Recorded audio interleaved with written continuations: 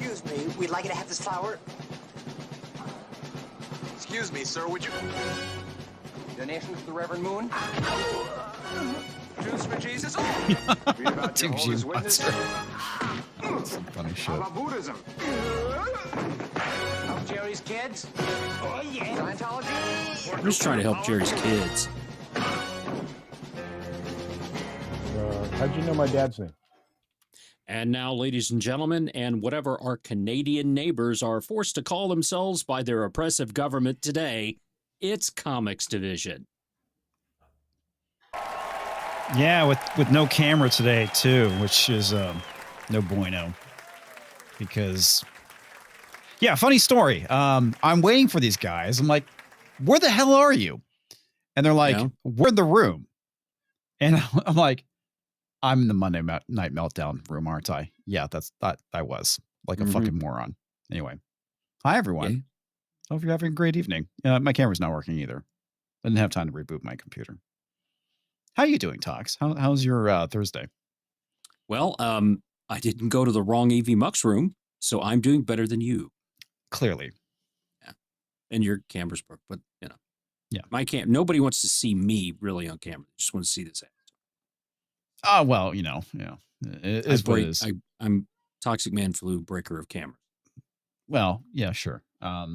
Especially with the new memes that have been going around of you. Oh yeah, they were real pissed off because you were too tired to do memes last year. Or last year? Last whatever the show. I don't know. Yeah, well, we're starting off with that. So this is from that's so nice of you to do that. Our good friend Sabretooth Raptor. It looks like She-Hulk has gone and started co-opting Spider-Man's outfit. That's most guys wouldn't mind that if it was John Byrne's She-Hulk. Most guys would love that. This all looks like a problem.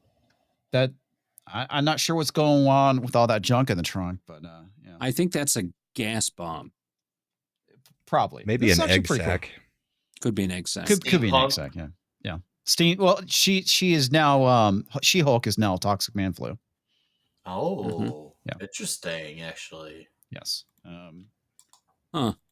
More She-Hulk as Spider-Man. With glasses coming out of their head and exploding blimps. Yes. And we also have I guess Man Frog. Yeah, or Mr. Toad's Wild Ride with clowns. With clowns. Oh, thank you for the clowns. Yeah. Yeah. Toxic Clown Flu.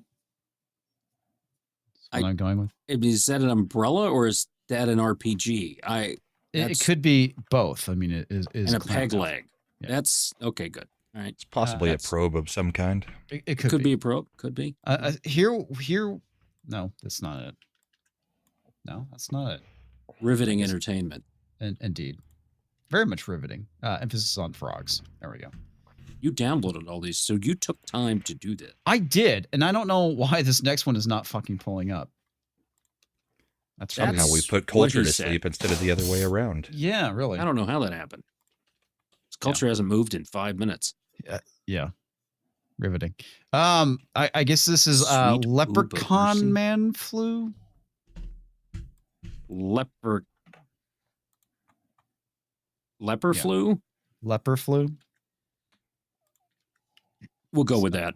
Ah, that's weird. Sure. It's not. Oh, look, it's that again. Yeah. A terrorist.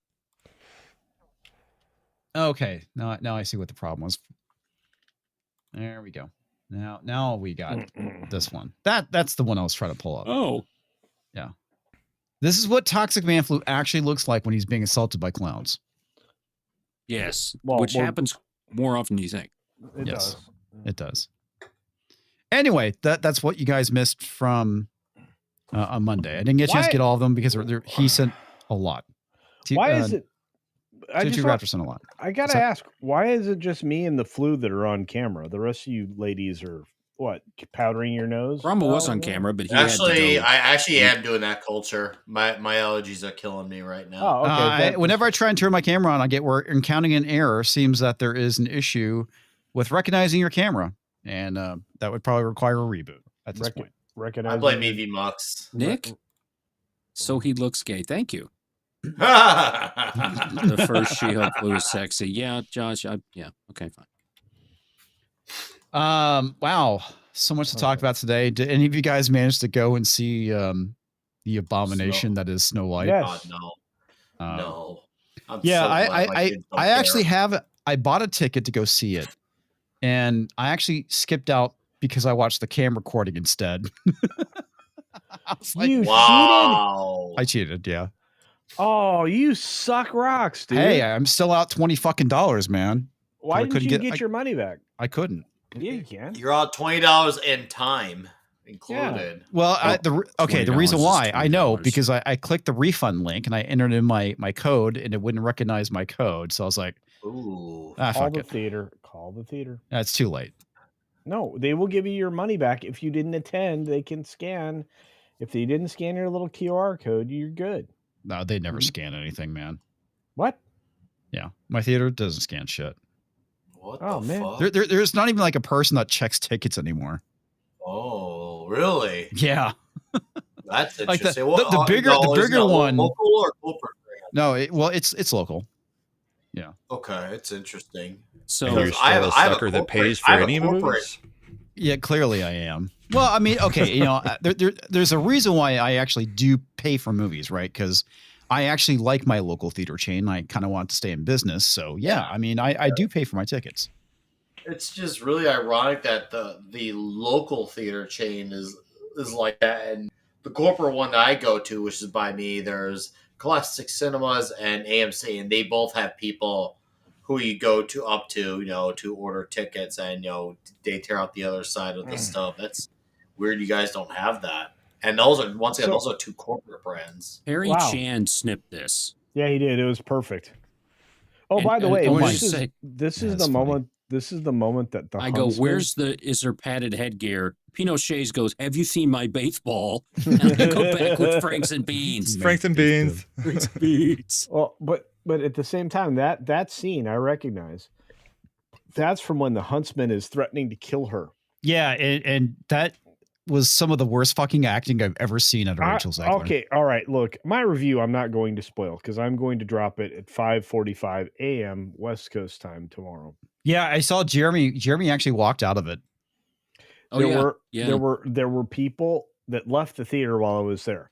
Before they left, there were 20 people in my theater total. Blade.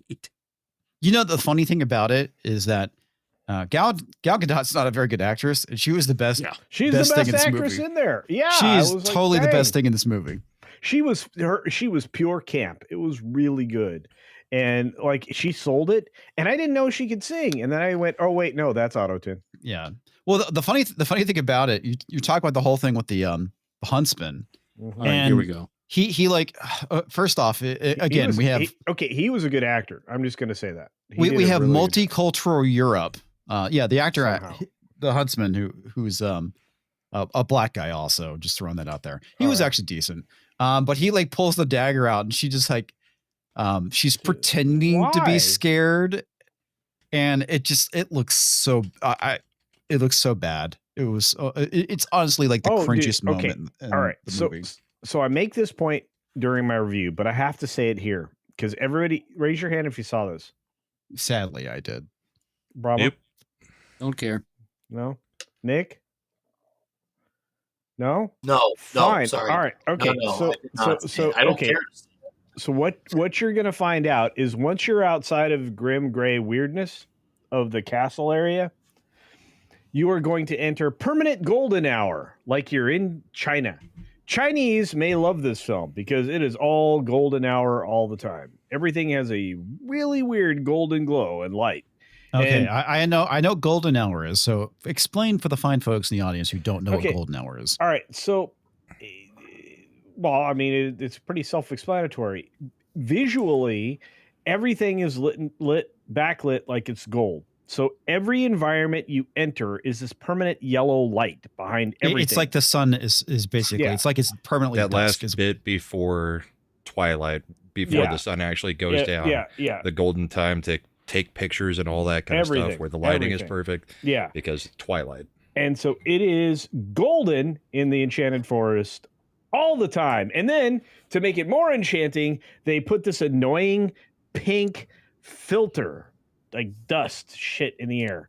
And that super sucks because you're always like, who overdid the grain on this motherfucker? You know, it's like, this is all everywhere. So I'm like this, I cannot do this film. And you would be surprised how much time is spent around the cottage, annoyingly too much, and or in the enchanted forest, also annoyingly too much. But you could tell because of how patchwork this bullshit is that they stitched this fucking this really terrible quilt together like a class project of like third graders. It was bad. You could see where there were different like versions of the films cut together. You know, from the continuity's sake of it all. Burnham's hair. What's his name? Not Burnham. Burnap. I think it's Burnham in my John. Is it John Burnap or no? I don't. The guy that plays the prince, right? Yeah, which his name is Jonathan. Yeah. Jonathan. Maybe that's one getting confused. Yeah. See, I have I actually said this during the review. I had to edit it, but like I have a viewer in the audience. He might be here right now, Jonathan Conroy. And, and I accidentally said that during my review. I don't know that he'd mind. But anyway, so this Burnap knucklehead. Andrew Burnap, I think it's Andrew Burnap. His hair length changes. Like, I'll be honest with you, I did not pay that close of attention to notice that. All right. Well, I watch movies for real. So like when I'm like, oh shit, that's really weird. And then the language is bad. Oh, and then he's making fun of the idea of a knight in shining armor and shit. And that's during a song. By the way, this motherfucker is a full-blown musical from hell. Was it like Princess Problems or something? Yeah, Princess Problems is the song he was doing. Yeah. And I'm like, you suck. And by the way, the Dirty Hippies, which are his troop of people, yes, are bandits / thieves, or also actors. That's what they were before. Did you know they were actors? I didn't know they were actors. Anyway, he sucks. I mean, he's he's fine. I mean, in the role, but the character sucks. They build a very bad character. He is decent at acting. He might be decent at singing. I don't know. Everything was auto-tune, and none of the songs had good lyrics or good melodies. They didn't have good harmonies. They didn't have good songs. It's like they decided we're gonna save money and not go get this Miranda dude. This what's his name? Fucking dumb fucking shit. Did this Miranda dude have any rights? No. Because unfortunately he was not arrested. You know the funny thing about it, Culture. Did you notice at the very end when they started going after the Queen, the army that was backing Snow White up were all women? Yeah. At least they finally put their bodies where their mouths are and signed up for the communist army. Well, none of them died. Well, of course not, because they have plot armor. And basically, the evil, wicked queen killed herself by breaking the mirror. Yeah. Oh, okay. So there was plot armor and self-deletion. It's the perfect communist movie. Yeah, it was terrible. Well, yeah, I mean, because basically what happened is that they end the movie with a communist utopia. Yeah, and it was Yas Queen. Like, she did nothing. She's supposed to be this great leader. She did jack all to earn it, jack all to demonstrate it, just basically jack all. And I'm going to tell you, the only thing that this movie was made for are those immediately, easily saleable lockets with that stupid fucking slogan on it. I'm like, this is made by children. It's not made for children. It's made by children. Yeah. Like Doc's in the background at one point, the dwarf, explaining like this Marxist economic theory for like at least 15 seconds. I'm like, the fuck are you doing in this movie? Anyway. Well, the funny thing is, it's like take the original Snow White, fill it full of DEI, make it boring, and and instead of the princess saving Snow White, the prince saving Snow White, which he kind of does. I was waiting for like to throw the apple away or something like that. I thought they were actually going to change that. I really did enjoy her taking the apple. So for those of you rooting for the apple, it works. Yeah, the apple does do its thing, but which was Jonathan great. Kissed her and woke her up, and then the communist revolution began. Yes, What the frick, man? Yeah, seriously, that's basically what Wow. Yeah, happens but in the movie. there were no shots fired in. Well, that's not true. That crossbow guy. Yeah, he The shot. only midget in the movie. He shot the dagger out of her hand. The only midget in the movie just hits the dagger. Not even her hand. She doesn't get wounded. This is a bloodless revolution, kids. Well, that's what they always hope, that these communist revolutions will be bloodless. Yeah, well, you know what? Eventually, it's just starvation. You know, the funny thing is that it kept bothering me throughout the movie whenever I was watching it, was like, wow, they basically filled this movie with women with no breast. Well, yeah, I mean, they didn't want anybody to compete. Well, they're with not having Rachel. any children, right? So they don't need the breasts to milk. Yes, to except produce at the milk to beginning feed of the children. movie, there were all these children. This thing was bullshit. I'm just Yeah, it was pretty retarded. And here's the thing: it's still not the worst movie I've seen all year, and it won't be the worst movie I will see this year. What's the worst movie you've seen? Oh man, I had to go back and watch something. It's an old movie called Dog Soldiers. It's a terrible werewolf thing. It's garbage. I had to watch what's the Electric State? You're telling me that Dog Soldiers is worse than Snow White? Yeah, it is. You're fucking high. And I watched Electric State. Yeah, well, that movie was just Electric State was funny. Mrs. Flew was watching that. She's like, Electric State's not bad.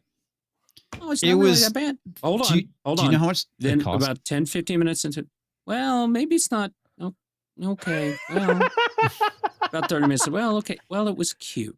Hey, Anthony Mackie's robot was actually really good. But that was it. That was like the only thing I liked about $326 million. Yeah, I was trying to remember. It was like a lot of money, and Exclusive footage. It was not great. Exclusive footage. So in my review, I'm gonna give away just a little bit of the review. In my review, I said I don't know where all the time went. I was here for an hour and too much, an hour and 40 some minutes. And Which is what, the Snow White one? Yeah. Yeah, that could have been an hour and 30-minute movie. It could have been less than that. It could have been half an hour because nothing happened. It was like, how am I getting from place to place and jack all is happening? No, culture. Chris Gore mentioned on his review, he said they basically just over-explain what actually happens, like they spell it out and they didn't need to do it. Yeah, they do. They do over-explain a lot. It's like they treat you like your children and don't understand it as a way to stretch out the movie. Is that true? No, yes, it's true that they do that, but also not only did they stretch it out that way, where nothing happened. Like, I'm like, we didn't really spend much time with the Queen or the dirty hippies or the door. You didn't really spend any time with anybody, but lots of things happen, and this is how they're doing it. This is how streamers think they're going to have to present streaming material now because nobody's paying attention to it. They have to give you exposition up the ass so that because you're not watching it. People are on their fucking they're not phone. watching because they're not interested in watching it. That's kind of the problem. Well, that's the other problem. But this movie was that. I was like, this is the personification of we're going to tell you a fairy tale that would take 15 minutes if we just said it from beginning to end. And intermittently, we're going to interrupt it with visual things and bullshit musical garbage. And they ruined the original classic songs, and the new songs were dog shit. Okay. Before we get too far into it, we haven't recorded predictions yet. Did you give your prediction on the way out? He last did. time? Okay. He did. We got his, and we never went back and did ours. Okay. So comics, what is your domestic open? My domestic open is 30 million. 30 million. Yeah. What is your worldwide open? No, we don't typically do worldwide open. We just do domestic and then worldwide. Well, we've done worldwide for this one. Okay. Worldwide final, I think he meant to say. Yeah, worldwide final. All right, so worldwide final. Fine. Worldwide final. I'm thinking 350 million. 350 million. All right. Yeah. So what are you thinking of domestic total? 90 million. Not going to break 100 million. Okay. All right. Well, that's that. Okay, so I got Brahmas. I got Cultures. I got okay, what Roland did the I Ball say? Mixer. What did I say? Ball You wax. You don't get to said- revise it down now. Domestic I saw Open. the movie. I know. Exactly. So you said domestic open 350 million. No. You said domestic total was 750 million, and you said that worldwide No! would be close to 3 billion, the most the best film of all time. I'm pretty sure those were your predictions. Those were your Tots. numbers. Oh, okay, No, 50 that's million just- domestic, If 169. Culture has a couple drinks on a Monday night and makes predictions, they get He a little bit does. wacky. He lets it go. So you had 50 million domestic. You gave me a worldwide open of 108, and you gave 108, then you gave a domestic total of 169. Yeah. And which sounds sexual. And then you gave a worldwide total of 387 million. Yes, that's exactly right. Yep. I did So not it- get Brahmas. That's what I need. I need Brahmas. Brahma. Yeah, because I had put him in the chat and reminded us that we didn't do it. I'm gonna stick to what I put in the chat, Good. which was 47.5 domestic opening, Mhm. global total 415 with a final domestic being 276. Wow. Wow. You got So you reviews like you crazy. think the bulk of it's gonna come from the U.S. then? By that type of toll, the bulk of the money I- can come from the U.S. So I here's- want to show Yeah, I you. also may have had some bourbon and been tired. So You might have I went with 41.37 million domestic open, Oh shit. 110.14 million worldwide open. I did 232.1234 million domestic total and 1.4321 billion total worldwide. there you go. Yeah, right. I want to show you guys the how bad it's looking. Because I posted This- some this- in our group chat comments. I saw earlier. that. So this is the 7 p.m. showing, and this is the most packed the theaters get. It's really diminishing returns after that. So if we go to 7:45, which is going to be a smaller theater, it's like what, 12 people?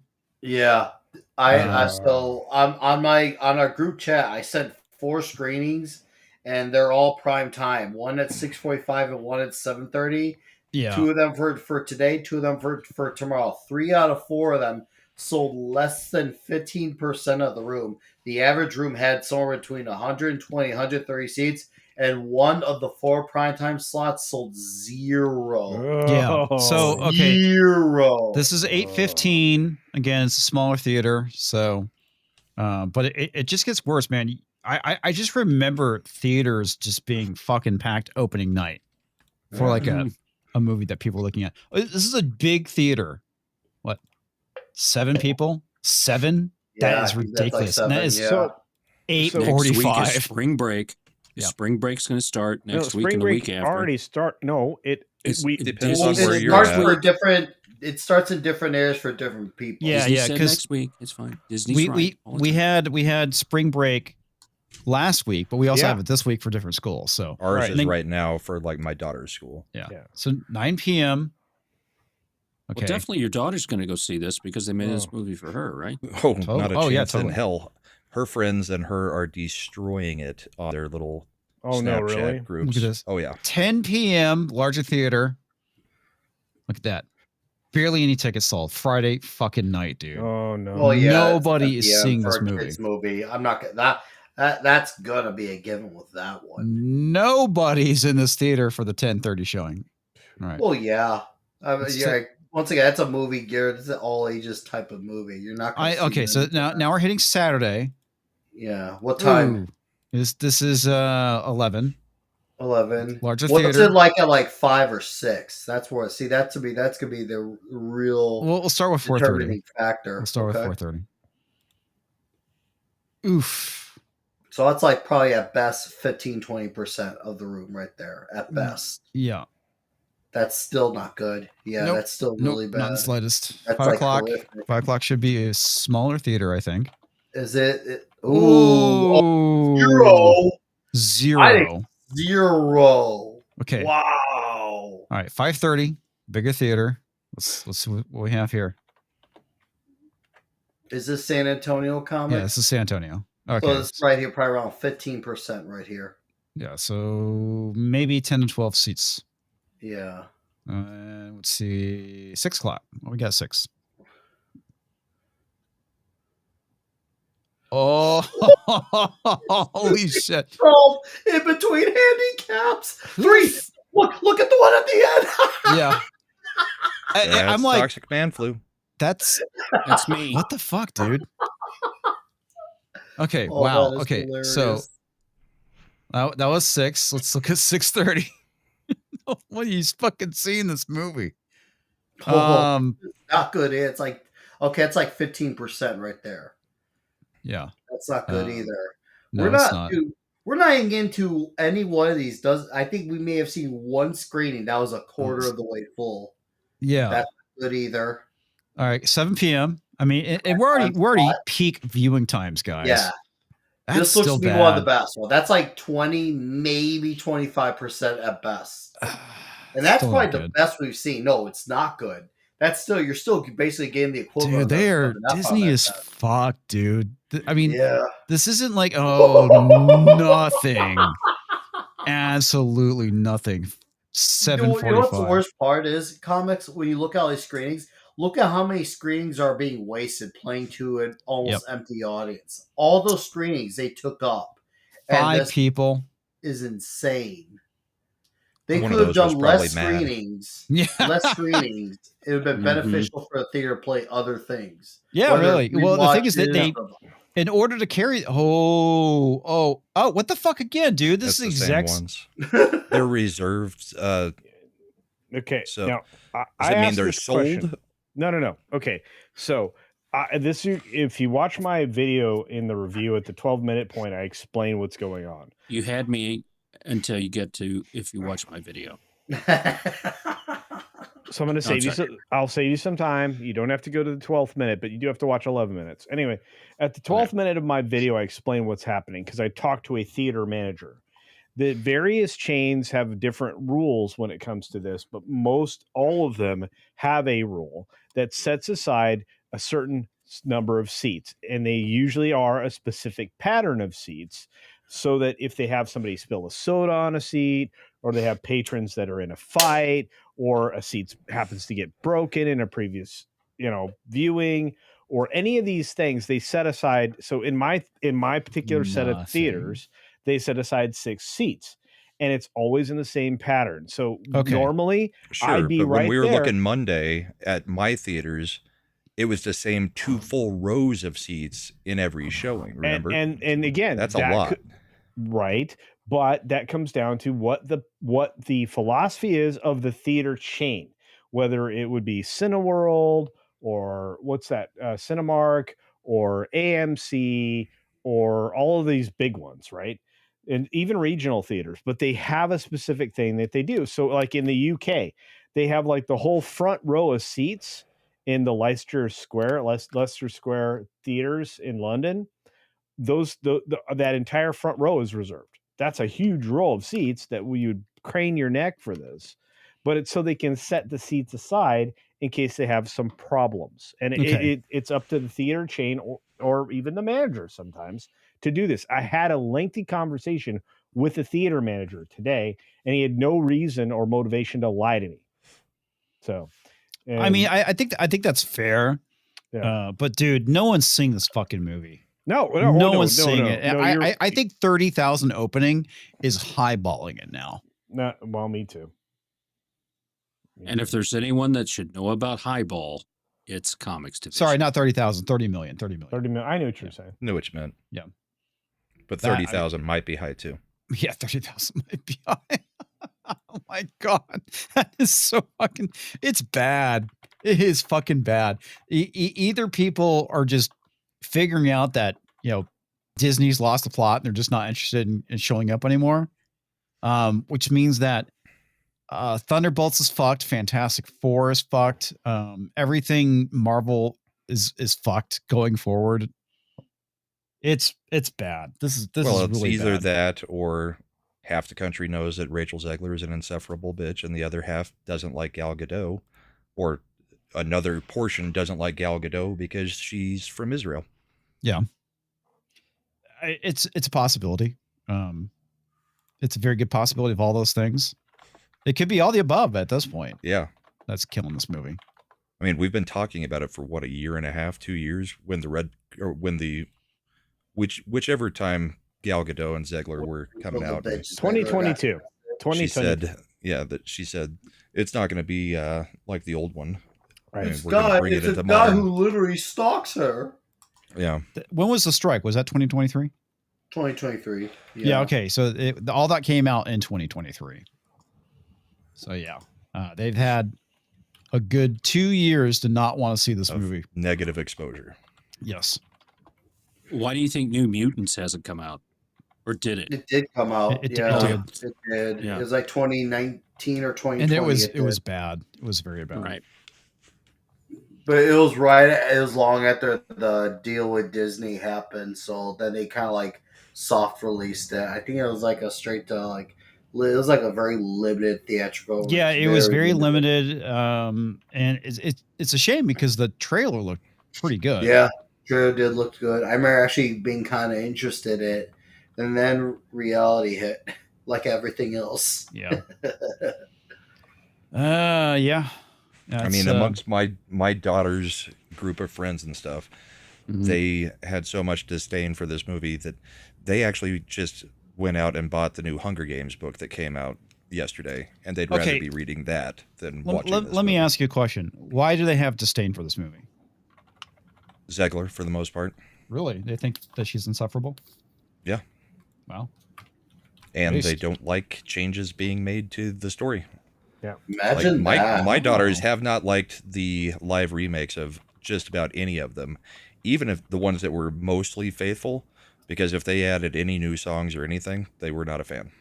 Mm-hmm. Yeah. Like even in good Jungle Book, adding the Christopher Walken song with King Louis, they didn't like because it wasn't in the original. They would rather the live remakes be a shot-for-shot remake. That's the ones that are successful, the shot-for-shot remakes. Good gravy. Yep. I'm impressed. I have to say, Gen Z, great job. Well, there's some Gen Z. The Gen Z who are into IP-based media do like faithful adaptations of things. I've mentioned this before. Like my oldest daughter, she's a big fan of the Harry Potter books. She would love to see a faithfully adapted like thing of it. You know, whether the show succeeds or not. She likes the movies, but she'll also be the first to tell you that the books are even better. Oh yeah, the books are better. I mean, there's a lot of shit they cut out. Yeah, she liked the Dogman movie. She said, they took a lot from the first book and a little bit of the second book.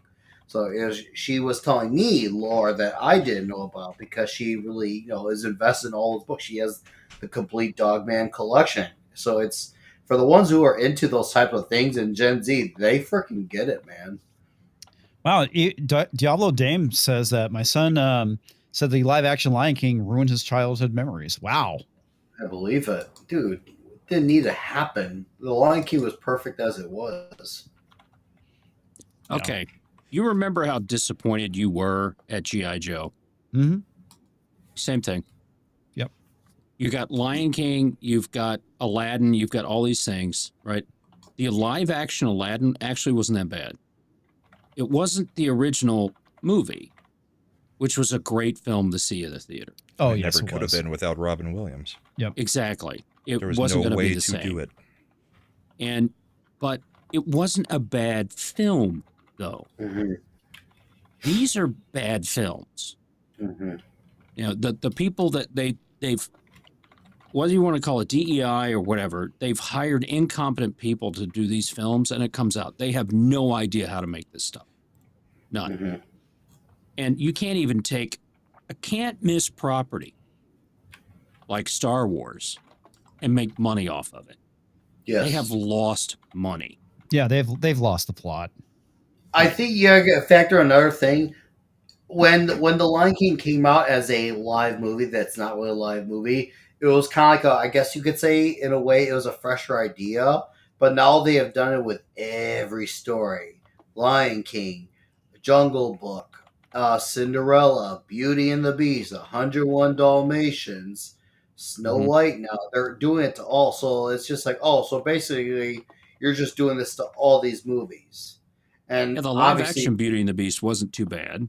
It maybe wasn't, but it's But clear it that wasn't the steam, original. Well, the the steam thing is what they need to the do steam is they run out with these movies. Yeah. they just need to go and adapt other Grimm's Tales or something that, you know, and don't modernize it. I mean, obviously, Snow White was kind of modernized for its time, I guess you could say, because like the original ending of Snow White's pretty fucking dark, right? A lot of the Grimm's Tales that they've gone and adapted is They really just just give fucking them dark. happy endings. Yeah, Yeah. it's for kids ending. Yeah. I mean, to be Well, fair, I mean, the original Grimm's Tales were for kids, but in Cinderella, Kids they in a very basically different time where Yeah. death was a very big part of life. Yeah. I mean, they put the wicked stepmother in iron shoes and had her dance until she, fucking Did fell you see dropped the- dead. Hansel and Gretel live action movie with Jeremy Renner. Yeah. No, I Yeah. didn't. Oh god, yeah, that's funny as heck. Were there witch hunters? Yeah, the witch hunters, Hansel and Gretel witch hunters. That was really funny. And There then was one. the Grimm fairy tale with Matt Damon, The Brothers Grimm. Brothers Grimm. Yeah. Oh my god. Because these films should be relegated to that pile of, we need to have a net loss to show on our books, so let's give this idiot $90 million to make this crappy film. They're not called the Grimm's fairy tales because they're grim. It's because of the Brothers Grimm that it was their last name. Right. But yes, I mean it is kind of fitting. I mean, they are Grimm tales, Well, did the word grim evolve from that? Yes. maybe. That would be my guess. And I think our gentleman said they just don't watch movies at all, Gen Z. Yeah. That may be Yeah, she more did. true of Gen A. Gen Z, they will watch a movie if it's made for them or if it's an IP that they've been involved with, like the Hunger Games. Not the last one because it was absolutely horrible, but like Five Nights at Freddy's. My daughters went and watched it like 6 times. That was actually a pretty decent movie. It lines up with the lore. It's why it was good Right. And it's an IP that grew up with them. with the kids. Yeah. Exactly. And that's another, and that's good. That I'm glad you mentioned that movie, bro. That's a thing. Like that's the generation that's their thing that they grew up. So they're gonna. They don't have a whole bunch of things that they don't have a whole bunch of things that they grew up with the way that we did. And No, maybe they don't. the millennials But did. when they do, they'll respond though to it. That's, Exactly. But that's they the don't thing, go they'll just see respond. movies to see movies. She is right about that. Yeah, that's true. And That's maybe- basically, I guess, last our generation was the last one that really kind of did that. Doesn't Yeah. help that Well, millennials. they've only incentivized IPs too. Like if that carried over, maybe the transition of acceptance would be a little bit easier amongst younger crowds. But if you're a youngin, and all you're taught is that everything that comes out is based off of pre-existing property, yeah, of course it's gonna be a little bit weirder for them to see the original movie because they've been taught that all movies are just IP related and not original stories that came fresh from the ground. Yeah. So they created that resistance for them by default. Well, and another thing I've noticed, we all know that Gen Z and Gen A have their own complete language of slang. Mm-hmm. Have you seen any movies that actually really incorporate any of that? Like they would No. have incorporated it for us with like Fast Times or No. Clueless No. or any number of those No. movies? No, I can't say I have. Exactly. So nothing speaks to these generations in the movies because there's nobody actually writing like dialogue like the way that they actually talk to each other. Right. Of course, the way Well- they talk to each other is text over a phone, but you know what I mean. They're not using their terminology and slang. Not only do you have their terminology and slang not being applied, but a lot of them also have much different life experiences too. Because a lot of guys, whether it was like, if you want to bring in like the Stan Lees and Steve Ditko's and Jack Kirby's of the world, a lot of those guys are veterans. They went out and saw the world for better and worse. Now you have people who go to Starbucks and live through Instagram filters. They don't have life experience. I because can't believe I have to work They're- 40 hours a week. Yeah, I mean, their experience is basically just being validated online. They don't know what it's like to let's just say if they have like the hots for someone, they can easily just be rejected online and not feel bug for it. They don't witness those tough love life experiences we do. Every Yeah. time something little happens, they lose their mind over it. Yet they don't know what it's like to face a lot of these consequences in the flesh. Yeah, pretty much. All right. Because we did do it earlier, we're going to hit some super chats and then we'll transition talk about Daredevil board again. TVG Monster coming in at number 1 for $2 saying, hi, comics and everyone. Welcome. Welcome to you, sir. Hope you're having a great day. Also gifted a membership. Thank you, TVG Monster. Also, Sabretooth Raptor. So sent an email with Promise Talks jailed Dennis the Menace and Mexican Iron Man chasing Culture Elf. Oh, we'll look at that. Fortunately, I don't have to get up super early again like I did on Tuesday. So if we run a little longer, it's not that's bad. Also, TVG Monster for $5. I guess this movie wasn't the fairest of them all. No, it wasn't. I don't know why it's called live action when 80% of the movie is CGI. And Daredevil is a mess. You don't even know. Oh my god. You don't know how it feels. Yes. And you are correct, sir. Daredevil is a mess. However, this episode had probably one of the best scenes I've seen in a while. And one of the worst scenes. And one of the worst scenes. Several of the worst. Dude, this is where they started injecting the message, by the way, was this episode. Sabretooth Raptor for $10. I can't do that, Bob. I'm incapable of obfuscating the truth. Please, Dave, you must. No, Bob. Epic will eat our lunch and dinner. IPs are failing badly. The truth is out there, Bob. No. Yes, Bob. I guess that was the call today, right? Yeah, kind of. Yeah. Oh, there was an earnings call. Yes, there was. Oh, yeah. It was the earnings call. It was, and you know the what? annual shareholders meeting. First of all, the characterization is how it felt because he didn't talk to real people when he was asked questions from shareholders. They did the same thing they did last time, which with the absolute least amount of transparency, selected the questions with AI, and then presented them with a voice to text simulator. And Bob didn't even sound like he was answering them in real time. It sounded all pre-recorded and complete bullshit. Yeah. Probably was. Randall Orser for $6.99 Canadian saying, here's a contribution for Ass and Crud. A game that may be cringier than Field Guard. My wife bought it. She asked me, so you gonna play the new Assassin's Creed game? I was like, no. And she's like, why? Because it has a black samurai and a female lead. I was like, no, because I haven't played them since Origins.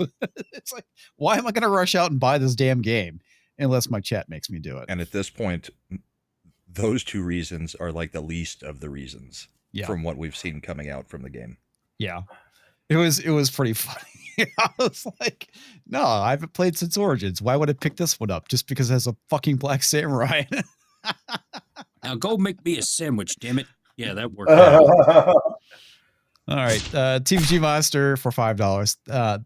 This is a donation for the Ass Green Comics Fund. By the way, Culture is Santa Claus. I know. I know it. He certainly does look like it. Nick the Greek for $4.99 says Snow White flopped, but I have high hopes for the live action Thunderella. Congrats on getting the lead role comics. Thumbelina. Thumbelina. Yes, congratulations. I didn't know you told anybody yet about that. It's news to me. Wow. Okay, I'm ending the poll because apparently everybody wants me to play Ask Crud. All right. God. All right, so I'm ending the poll.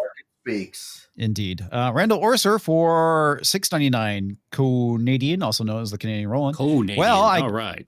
Canadian.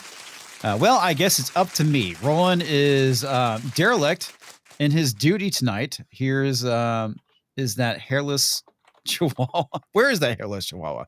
He's here. He did donate. He also hurt my feelings. Okay. I guess he doesn't care. Anyway, TG Monster for $5. Jeremy walked out of his showing. Even the gays don't want this nightmare. Wow. They don't check tickets at my Holy theater. crap. Oh, that's... Mike Harlow said something to that effect, too. Where- There's a whole bunch of guys dressed up like the dwarfs and that's too gay for even me. No way! What a Mikey timeline said we that? lived in. It was What a something like timeline. that, but I yes, gotta look that the up. gist of it was that's too damn gay for even me. Go Mikey Harlow. Yeah, dude, I love him, dude. He's great. All right, Oh, Nick the Greek for $4.99. If you really want to help your local theater, then you'd stop buying yourself a child's ticket for adult prices. Wow. Really? Wow. Oh, that Damn it, was Nick. good. At least he's not taking advantage of his senior discount. Yeah, I'm fucking old enough for those jokes now. My kettle. That was good. That was good. No, actually was good. I hate you, Nick. No, I'm kidding. So the last movie I went to go see in theaters with Mrs. Flu, I came out and all the child booster seats, it was the last movie of the night. All the child booster seats were stacked up. Oh, I know, it's crazy, right? I took a picture in the Dick's phone and sent it to Comics. I said, hey, look, they got a booster seat that even you could see movies with. Yeah. I don't remember what I say back to you. It Fuck wasn't you. Screw you, probably Tox, or you're Yeah. fired. Go forth and multiply. I think. There we go. Desert. That was good. Go for it and multiply. All right, roll the register for $5. Today was the shitty triple whammy. Assins crap, DEI, Dirt Brown, and the Bob Iger shareholder meeting was today. Calling it a meeting is a stretch. Yeah. So, what's the point of these meetings when it's the same softball questions and we still get the same results and outcome? They're required to have them. Because we know Bob is in deep shit. He still has the same dodgeball answers, and obviously he also has a board, which are all people appointed by him. So you have no one there to actually challenge his positions. It just feels a little bit like theater. Well, It the is. point is It it's is. a SEC requirement. Most corporate. Yeah. Publicly board traded company. meet- Yeah, they're most required to trustees, do them even if they are just a dog and pony show. And they're supposed to be required to report the truth, but Yes. there's ways around that. Yes, there is. It's Yeah, called and he just found not every way answering possible. questions or saying anything. Thanks, Yeah. Obama. Is that actually an Obama thing? It started, believe it or not, started with Ronald Reagan and really gutted out those laws under Clinton, and then Part of were them. completely pulled out Obliterated. and obliterated with Obama. I can't remember the name of the act. It was the something Munt Act The Smith-Munt Act was Smith-Mundt Smith-Mundt Act. Act. It was the time of the month act. about propaganda and lying to the populace. Yeah. It made it so that the government could lie to you and serve up propaganda. It also loosens a lot of regulations. Now, I think we need to bring Loosen that them back. like my bowels.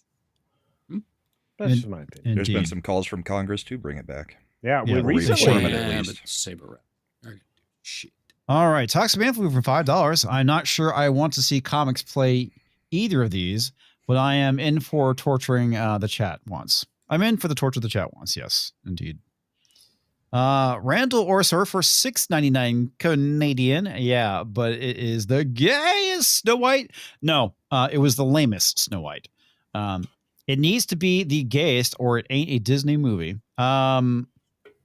It really wasn't all that gay. It was super multicultural, which was fucking retarded because this is a German Meerhen. And I can guarantee you that there weren't any dark-skinned people in Germany during that It's time like period. current day Germany. So would it have helped if it was a little gayer? No. I just had to ask. I don't know. That's kind of hard to quantify. Oh, I bet it is. Roll the Regiment for $5. It looks like you will be playing Assassin's Crap DEI tomorrow. Enjoy non-binary characters in the game, just like Tosh. Yeah. So Yasuke has 3 romance options. You can't escape. You know I can't. Sorry. 4 romance options. 3 of them are men. One's a woman. And the of woman the men, What is one's a- a what is a non-binary. woman? and one's non-binary. Yeah. Yeah, I was gonna say, Still- who still are good. you to know what What is is a woman? So yeah. An adult What a female human. misogynist asshole you are. We actually kind of went deep into this Wednesday night. Oh, you go on deep. midweek I'll hump. bet you did. Yeah. So comics, you've talked about it before. I've never played the games, but the whole idea that you're living out an ancestor's life, right? Right. and it's a linear timeline essentially. Okay, so how with a whole bunch of gay relationships, is there an ancestor, direct ancestor that can live no fucking clue in that body? Okay, yeah, it's so just like the worms, you know. They kind of fucked with everything because initially it was through Desmond, and he was reliving through his past lives, right? Then they got rid of Desmond and put Layla in. I don't even know if she's in this game. I wasn't paying that close attention. So they kind of like started like moving away from their lore ever since they killed Desmond off, and it's like, okay, now you just need genetic material. And or something like that. I don't even know how the fucking Animus works anymore. Like I said, I haven't played since Origins because I found that game to be not fun, and it really kind of strayed away from the true mechanics of the game, and they started going more of an RPG route where I kind of like the stealth action adventure aspect of the original games. Still to date, Ezio is the best character out of all of them. Altair, they improved on in some of the later games. They gave him more of a personality. And it's the same problem with Connor. Connor and Altair didn't have very good personalities. They were not pulling off stoicism very well with those characters. Because you can still have a stoic character and make them interesting. Well, Yasuke is certainly pulling some things off. Yeah. Yasuke is not even in the beginning of the game, by the way. It's just... typical African American light. Yeah. Whoever the female character is, Naue or Later Days or whatever her name is. Did she make him a sandwich? No. And it's not real life. Apparently, she eats some muffins later on the. I'm sure she does. Yeah. Well, seafood was a staple diet of Japan, and clams were a very popular part of that. But are they? But were they bearded clams? That's the question. Probably not, because they bathed a lot and like to shave. Yeah. Did you see any of the stealth gameplay that Yellow Flash had put up on his Twitter yesterday? Oh no! No, but I did see some that was put up, and it was just like really fucking bad. He's standing right in front of them. Like all, you're like in a the clearing, crawling over people's feet, and they can't see you. Yeah. Well, they apparently released a day one patch. They may have already fixed a lot of that crap, but. The day one patch was to get rid of the ability to destroy the items shrines in the temples and shrines. Yeah. Oh yeah, that's right. Just to appease Japan, which it did Which not. they did. Well, the funny thing is they didn't mention it. They just said they made enhancements to shrine mechanics and didn't tell you what it was. I wish they'd had the guts to just stick with their original plan and let you destroy the shrines. But no, they had to back down. Cowards. Indeed. Roland for $5 says, I'm warming up to Vegas by throwing $5 bills at the Dwarf 1 stage. Wow. TVG Monster for $5. I have nothing to say except comics to suffer. At 2. TVG Monster at 2. I just want to say, to clarify, I don't want the shrines destroyed. I think it was terrible. But I think Ubisoft as a company should have had the guts to stick with what was clearly a well-planned out design.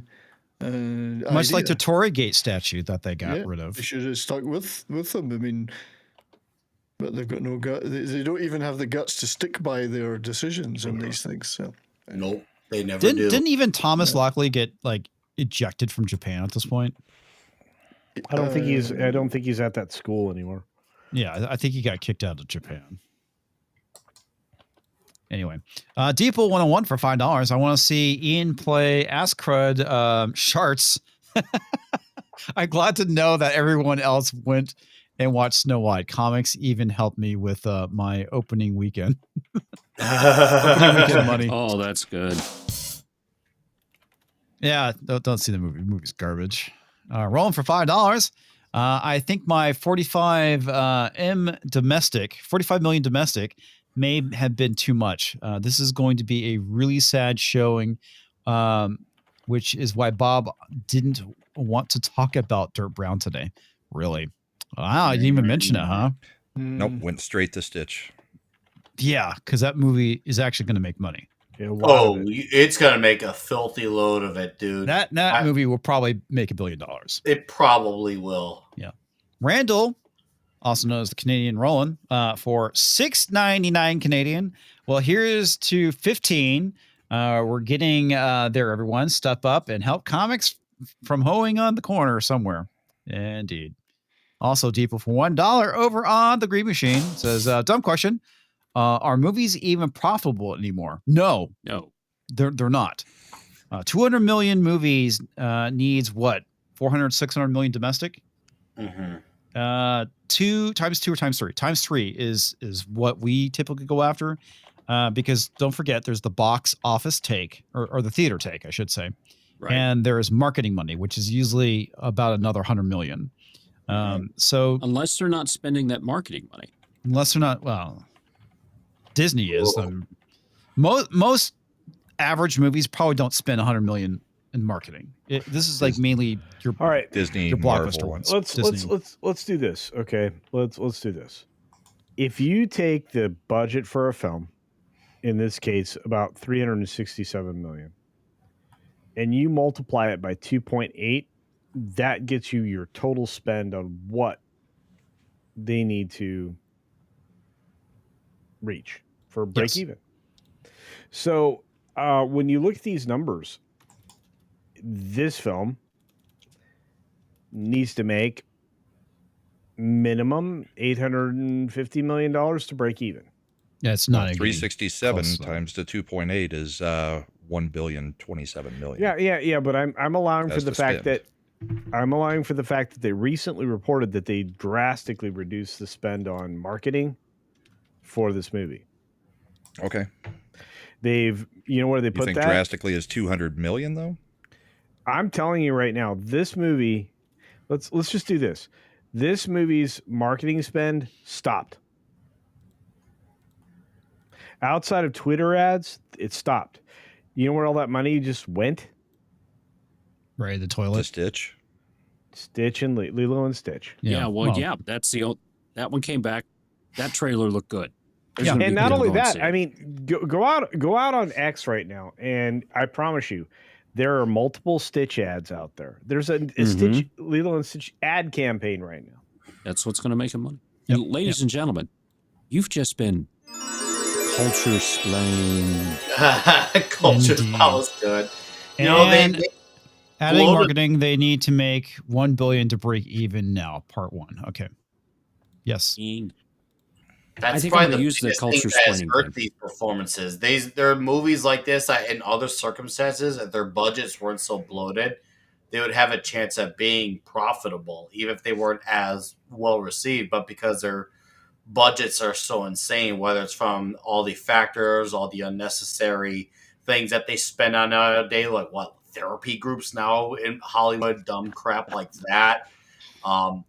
They have so much crap that then there's all the money laundering. Yeah, if they cut a lot of this crap out, that alone would help with their budgets. But it's clear they don't want to let that shit go at all. So it's almost like gambling. It's like kind of like when you hear like guys who get addicted to gambling. It's hard for them to let go because once you get into gambling, it's hard to go back. Even if it's a sunk cost thing. I almost feel like there's a little bit of that factor weighing into this. That's why they don't want to let go, because they love. Well, a lot of it is like just look at like various departments in the government and in corporations where, if you don't justify your budget, you won't get the same amount of money, and people just get addicted to spending. And I think that's basically what has happened, is that rather than telling a good, compelling story, Hollywood's gotten to the point where they're throwing all this money at effects and whatnot, and it doesn't make a movie better. Okay, all the CG in the world did not make this movie look good. No. And they did get addicted to making $1 billion every movie. They did. They got on the high of it. They treated it like a gambling thing. Once they got addicted to it, they don't want to let it go. Well, I don't think it's so much addiction. I just think that they were like, yes, we can continue to make $1 billion every tentpole film. Mm-hmm. And people will show up because it has MCU on it. People will show up because it has Star Wars on it. And clearly that is no longer the case, because the goodwill that existed is fucking gone. Mm-hmm. Yeah, but kind of like in Nick's analogy, though, of gambling. When you go on a losing streak in blackjack after winning a ton, yes, what do? You scale back your bet or you walk away. They won't even scale back their bet. They are literally like, no, we'll continue to do $300 million budgets. Right. Over and over and over and over. Because sooner or Exactly later it's going to hit. like- yeah. Because we're right and we know what we're doing. Go ahead, Exactly. That attitude. Well, I was going to say, Nick's right. It is a gambling addiction. And they got used to being able to print money because they put themselves in a place with the MCU films where the people who had money in the demographic pre-COVID, all right, had money, and it was their wheelhouse films. I've wanted to see Captain America on screen. I've wanted to see Infinity War on screen, right? They put all that stuff out. I've always wanted to see Doctor Strange, okay? I wanted to see it on screen. So I saw that. Dune, I wanted to see them remake Dune. They had that happen, and it was just can't miss after can't miss, even though they were we find out now they were hiding what it was actually costing them, right? But they just felt like they couldn't do any wrong. And then they got these people in there in the next, generation up of, they pushed these people out that were doing all the good stuff. They brought in people didn't know what they were doing. Bam, shit film after shit film. And now here they are, right? Nobody knows how to fix the power station. Nope. Nobody knows how to fix. There's nobody left because Iger doesn't know how to make Disney make money. He's a fucking. Gary points this out all the time. He's a fucking weatherman. And that's true. That's all he is. He is just a figurehead there. So if you're looking to Bob Iger to pull this company out, it's never going to happen. There's nobody left in their cadre of people. Mm-hmm. There's not any people left, culture, across business in the U.S. to pilfer from. Boom.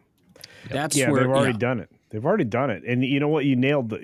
You nailed it as you usually do, Tox. It's like they can't pilfer more talent to exploit what they've got. They don't understand what they've got. They've pushed out all the creatives that understood what they needed to know. Mm-hmm. They even got rid of the marketing executives that pushed forward the synergy plan for the flywheel and everything else. What they would need to do is bring Eisner back in to rebuild a team that could possibly do what they were doing that Iger just exploited once they pushed Eisner out. Has Perlmutter just said to hell with you guys now? Yeah, he's done. Because we're not hearing his name at all this year. He's been out for a while now. Yeah, well, he sold out after the last shareholder meeting. He's going to wait till they come done. Culture. Yeah. No, look at where BlackRock and those other, not the investment firms, the institutional investors, but the people come in and buy the companies and then resell them all and stuff. Damn! Disney stock took a massive hit today. You just wait. So what they're doing is they're taking profitable companies because Joanne Fabric is about to go under. Joanne Fabric makes money like a mint. But people go in already. They buy that company. They have the company take on the loan that they use to buy them. Right. Then they have all of that money come into them. They make them sell their brick and mortars and rent them back to them. They do all this stuff. That's what they did with Red Lobster. Yes. Exactly. Red Lobster, all this stuff. That's what they did in 2008. So they took all that money out of there and they've been putting in derivative crap stocks that are loans that are tied to the interest rate. Yep. And the interest rate's going up. That's why there's no more money. So you're going to start seeing a lot of these companies that should be making money just start dying because they've been pilfering like this. Disney's one of those companies that this has happened to. Mm-hmm. You're going to see Disney stock crash out and then they're going to be gone. Somebody's going to pick them up.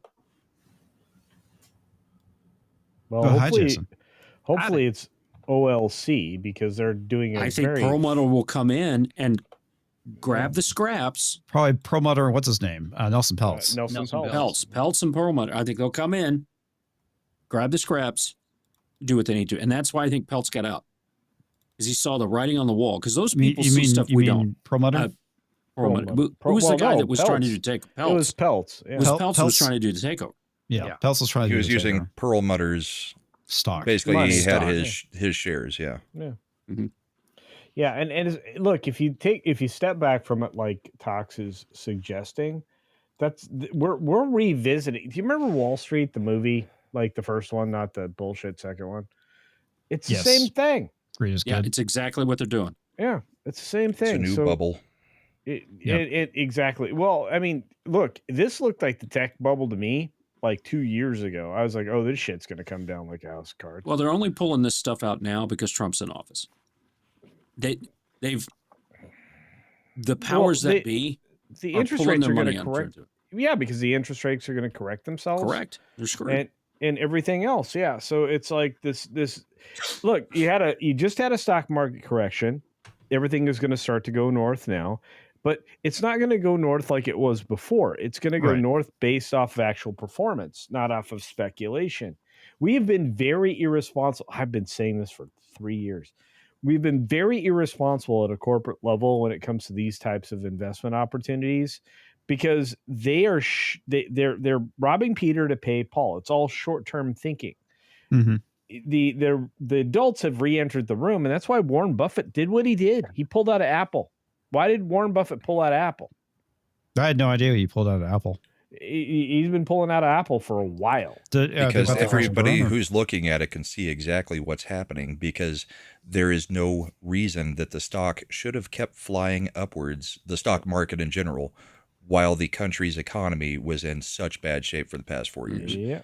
It was artificially being kept held up while the inflation was skyrocketing. I might have to sell my Apple stock if he's pulling You know what he bought? He bought more railroad stocks. He bought a lot of transportation stocks. He bought a lot of infrastructure. He bought a lot of fuel. Now, when I say fuel, I mean fuel, not sun, not wind. Yeah, the solar stuff and all that stuff. Yeah. I mean, they're burning all these Tesla vehicles and all that. I mean, they've got all these chemicals and things in it. I mean, it's bad. I have never seen the environmentalists disappear quicker. Poof. We've been seeing this environmental stuff. Culture's got things. We've been seeing this environmental stuff since the 50s. Okay. And they disappeared like a fart in the wind. Just bam, gone. Well, the UN was telling us that if we didn't get the climate under control by 1989, we'd all be dead. Oh, but the state of Illinois is going to pass a law to tell me that I can, if I have more than 2 cars, I can only have 2 cars that are gas. Oh, and the carbon, fuck those guys. The carbon tax, by the way, but anyway, the carbon tax that they're dealing with in Canada. Yeah, tell me about it. Complete bullshit. And motherfuckers, you just got the shit dumped on you times the extreme, and you brought in a WEF motherfucker. Do you guys not know what's going on in your own goddamn country? Yeah, some of us do. The Canadian economy is teetering on the brink. I mean, it's $500 billion in debt anyway, but they're going to drive the last vestiges of anything that can make money out of it. I tell you what, the tariffs aren't going to help you either way. And that's the thing that most people don't understand, and you probably do more than anybody else, is that the tariffs that Canada has levied on the United States were absolutely ridiculous. And that's not how fair trade is conducted. And it's been, there were imbalances. Everybody tried to balance that all out. But no deal is good forever, and you have to renegotiate. And Trump decided, okay, well, this is the time we'll do that, and here we are. The Canadian economy is made out of tissue paper. Yeah, well, yeah, and maple syrup. It's currently being used to wipe everyone's. Oh, by the way, we produce all your toilet paper, so enjoy. I know. Remember, folks, all right, so I want to get been culture spread. I want to get 2 more, and then we'll talk about Daredevil board again. Roland the Wretched for $5 says, I guess it's time to end what little drama there is here. And he's, I guess, referring to Snow White. Pushing you over the top, buddy. On the target. Yeah. All right, Depot 101 for $1. It's rolling. Indeed. Is that why U.S. studios are now relying on the international market to effectively make their profit even at the reduced theater split, is that why they don't innovate or create because U.S. dollar is too small? This is the part 2 of his first one, so we've kind of answered it to a degree, but we hadn't read the part 2. Okay, so let's lead into that. Actually, remote production, especially in the UK, renders a giant subsidy called a tax credit. And the only reason we know, and Jason will back this up because he talks to Mr. Garrett Darabedian all the time. Oh, it's Jason. Right. Yeah. That they are farming the tax credit now. That's what the industry is doing. The UK offers the best opportunity. Disney went long on investment in the Pinewood studio that they're adding on to. Well, it's also part of the reason why back in the early 2010s, they started courting the Chinese market because of Easy Bucks. Easy Bucks. Well, it's the reason why they started actually putting in scenes in China. Just look at like the Transformers movie, some of the Transformers movies where they started taking things overseas and had Chinese characters and some stuff in China is because of that. Or taking things out for China. Or taking things out for China. Like Maverick refused to do, and therefore was not in China. Yes. Well, and the farming of the tax credits is nothing new, because you've had this whenever productions get their tax credits in a certain spot, Texas or Georgia or wherever, and if they don't use them all because maybe we come in under budget, it happens every now and again, but if they end up not using all of their tax credits, they can sell them to another production and make a revenue thing that way. I mean, not all of them do it that way, but there are certain scenarios where they can do that.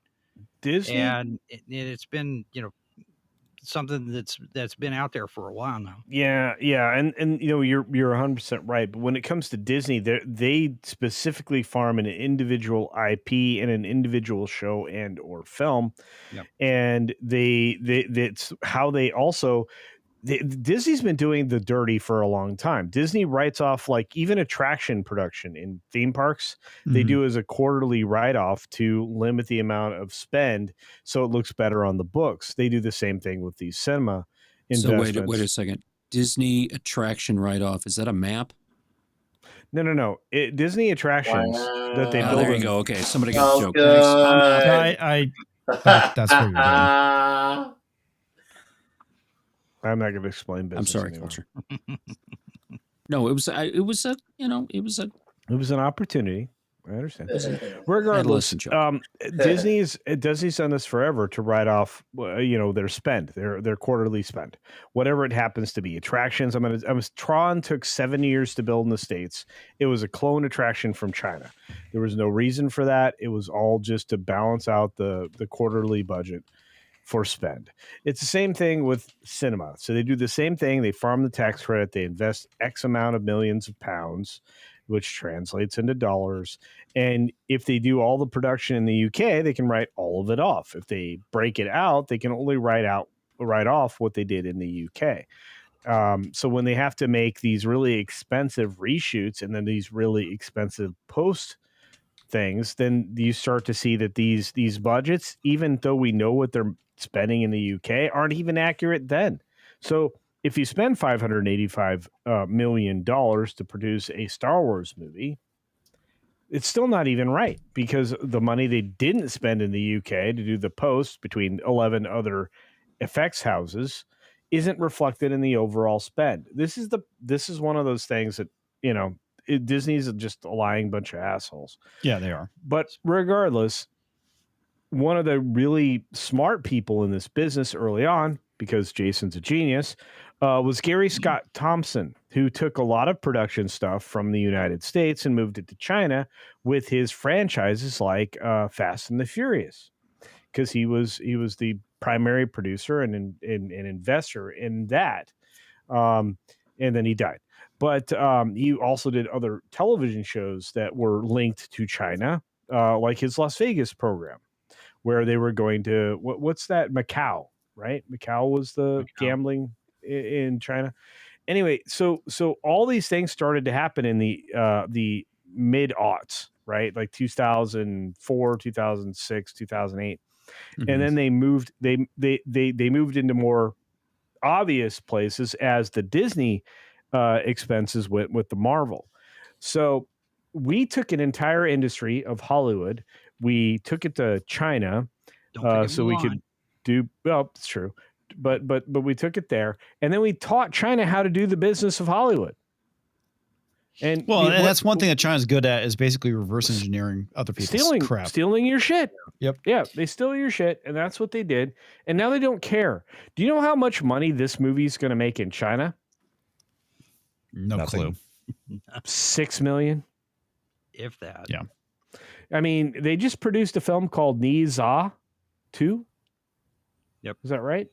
And that thing is over $2 billion right now. Damn. Yeah, it's gangbusters. So is it a good movie? It's a great anime. Oh, okay. Oh, nice. All right, I want to get this from Roland real quick, and we'll talk Daredevil. I really wonder what will lose more, UB Flaccid or Dirt Brown. I think even if UB Flaccid loses less, it is still a loss. They'll lose more. End. No, say bye-bye. Yeah, okay, here's the deal.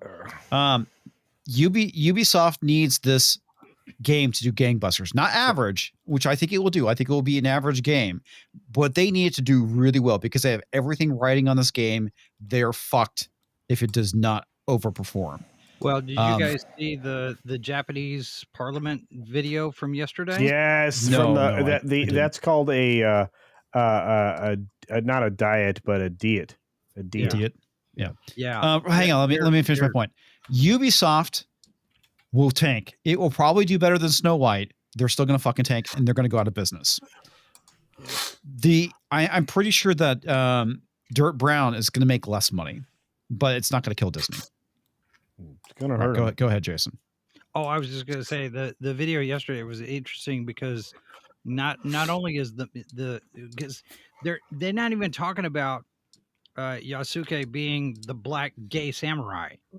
This video that came out yesterday, the shrines and all the historic locations, and they're like, did this game company get permission to use all of these in the games?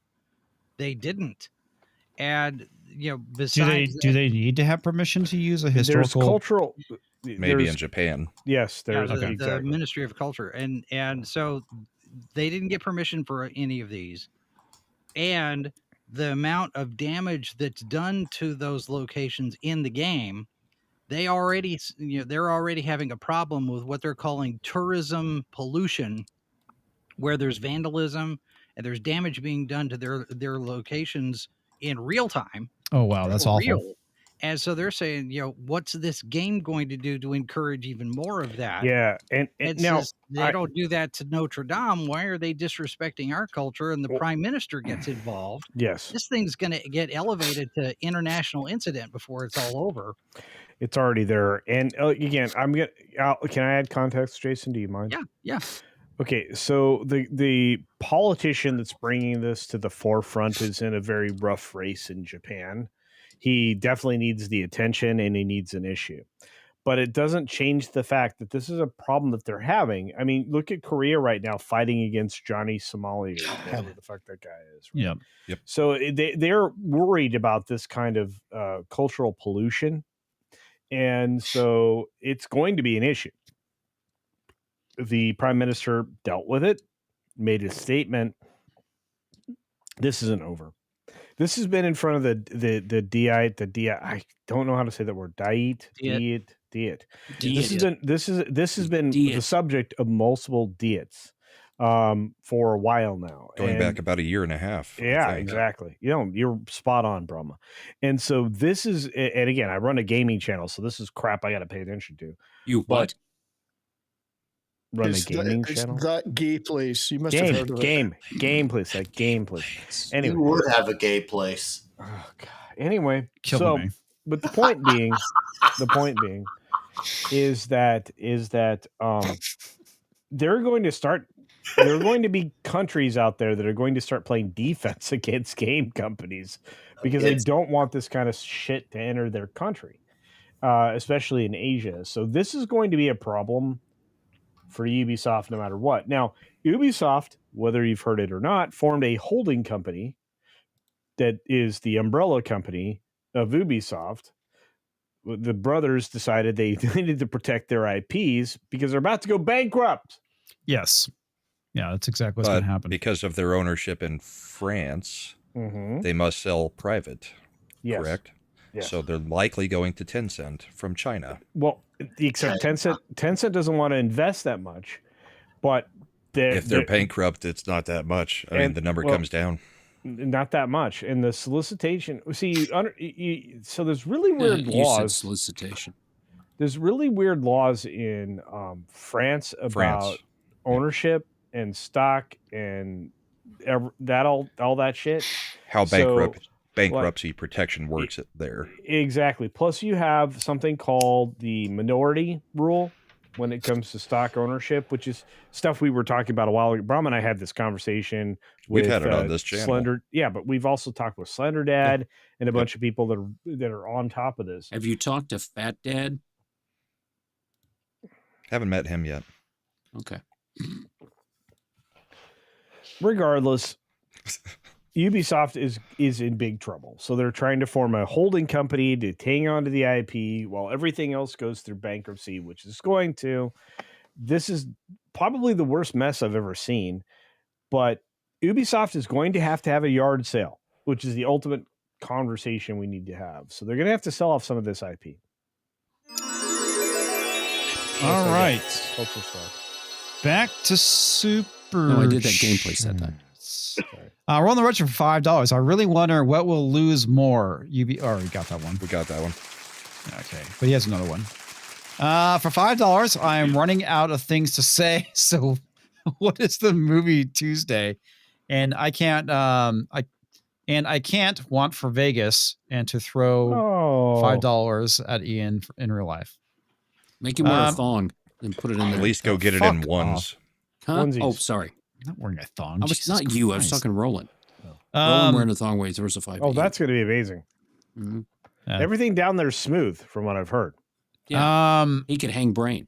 Shit. Wow. What did we say? What we doing for the next movie? I don't remember. Are we going to do Hot Shots?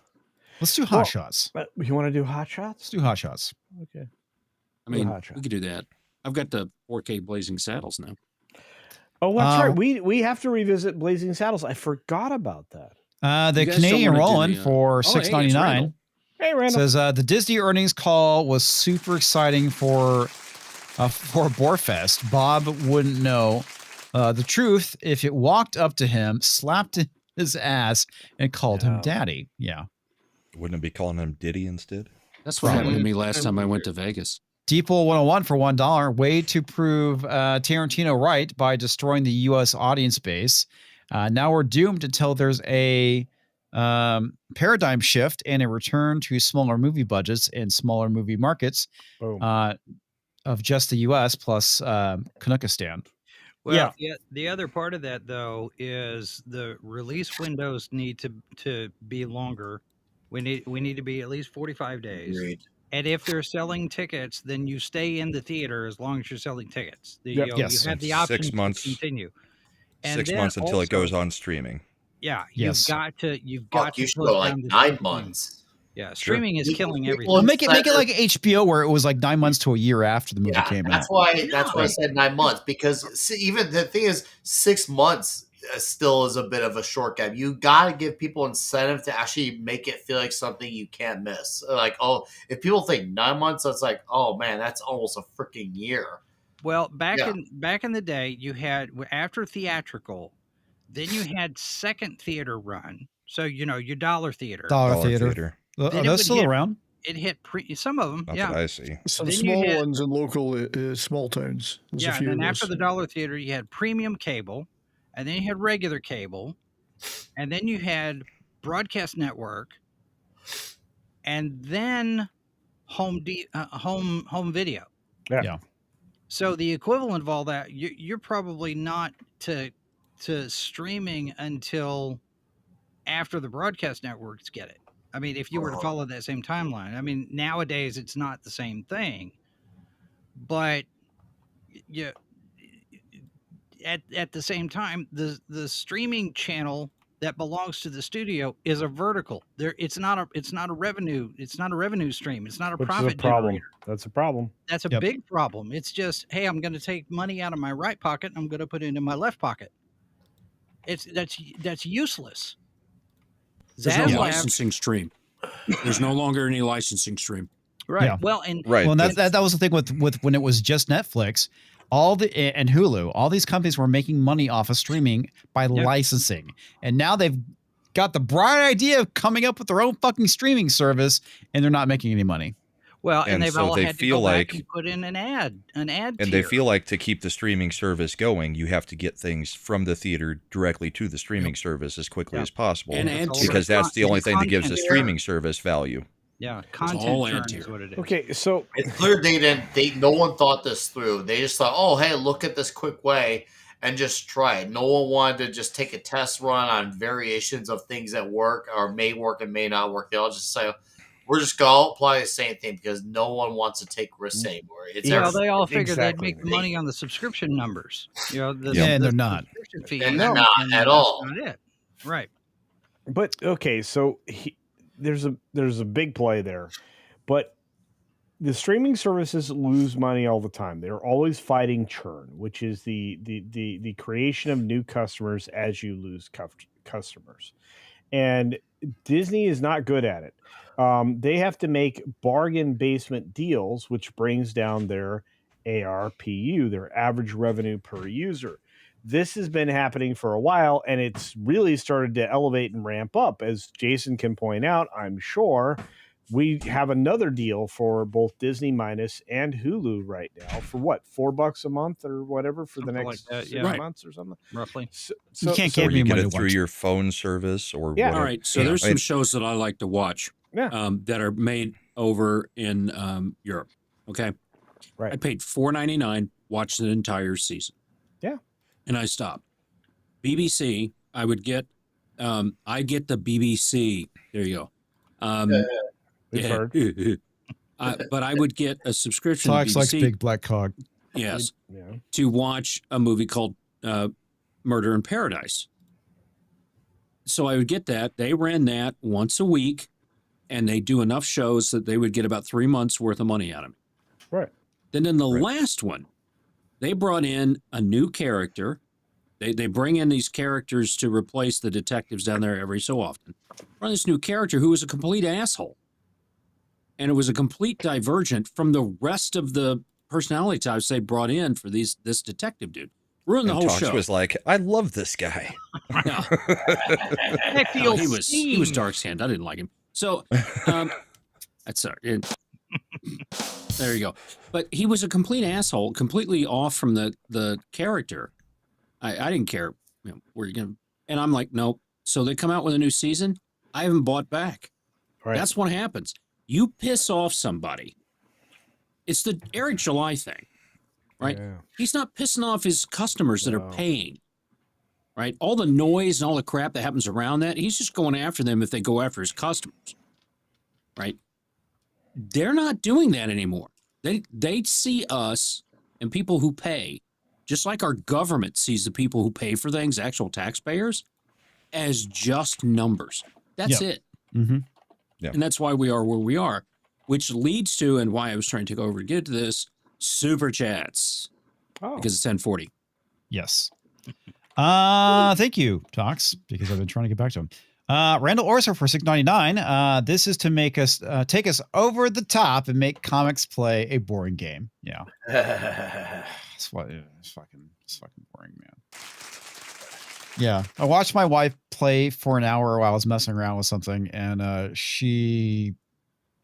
was Naue. You play it, you start off as Naue, and it's fucking dull. What's your wife's opinion on modern gaming? I'm gonna wait for her to figure out that this game is boring before I say anything to her. Oh, but I'm talking about he needs to read the next super chat. Yeah. Okay, all right, Roland for $5. Last chat. Chat wins once more, and Ian gets to have a relationship with another non-binary. I don't like. I don't give a flying fuck about Tox's feelings. Do you have to do a barf? No. You realize I have to start playing that stupid ass Japanese Apparently, I'm game starting tomorrow. playing that tomorrow night. So, right there with my feelings rolling. All right, TZ Burton for $5 over on the Green Machine. Wouldn't it be more humane to just put comics in an old torture device like the rack, torture chair, the Iron Maiden, or thumb screws than play field guard or watch Snow White's unibrow? How do you think he got to 5'9"? We put him in the rack. All that matters is that he said Iron Maiden in there. That's all that matters. Yep. Joke's on you. Parrothead. Comics is into that shit. Parrothead for $2. Layla is replaced by the guy from Assassin's Creed Mirage. I have no idea. I haven't played it. I know nothing about that story. Deeple for $1 over on the Green Machine says, when a movie is hit streaming, it should be a huge deal, like when it went to the theaters initially. Now it's a meh, pretty much. I'll wait the 3 weeks to watch it on streaming, which is killing movies. It is. Yeah, it is. We talked about that today with Paul. Deeple for $1 says everyone studios have their own streaming services is dumb. Instead of sharing the pot with, say, Netflix in a huge pool, they want 100% of their 1%, which is dumb. Dark Helmet wins because good is dumb. I wouldn't even call them good. They're just dumb. They cannibalized everything. They cannibalized their own network channels, their own cable channels, their own specialty channels on cable. They cannibalized it all for pursuit of streaming. This destroyed their companies. It will be their downfall. It is their downfall. They just don't know it yet. And the Disney earnings call is exactly what's going to happen to everybody else, whether it be Warner or Paramount. Skydance probably can survive this because they're going to lean heavily on the movies and the catalog that's there. But as far as television goes, CBS, ABC, NBC are all going to, become very, very small. Well, and there is one other report that came out today that sheds a little bit of light on the Apple stuff, is that Apple is losing $1 billion per year on streaming, on their streaming service. That's crazy. Yep. And they don't care. And Apple TV doesn't do a crap ton of shows on there. I mean, they've got good shows, but not the quantity of shows that the others are trying to throw out there. Yeah, no. And unfortunately, I have other obligations, which is why I'm in focus, and the film was in focus. Well, actually, at certain points, it wasn't. Anyway. Yeah. Watch my review tomorrow. You will be entertained, or maybe you'll also be educated on what's going on with the theaters. And on top of that, hey, I make a lot of videos every week. And YouTube wants me to make more videos. So watch my videos. Thanks. Subscribe to my channel if you're not. Thanks. And if you meet me in Vegas, tell me both of those things. That'll make me happy. What's a videos? Videos. I don't watch videos. I like to watch shorts. Okay. Well, all of a sudden you sound like Mike Zero. So work on that impression. On that note, let me out of here. I'll see you. Bye. How you doing? Oh, I pressed the wrong button. No, I hit the right one. God damn it, Tox.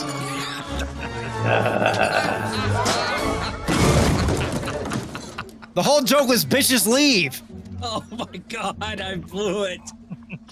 Yep. Way to kill a joke, buddy. Way to kill a joke. No, I'm like, why is he playing that shit? He hit the wrong button. No, I hit the right one. If only they, you know what? If only they had a private chat here where you could tell.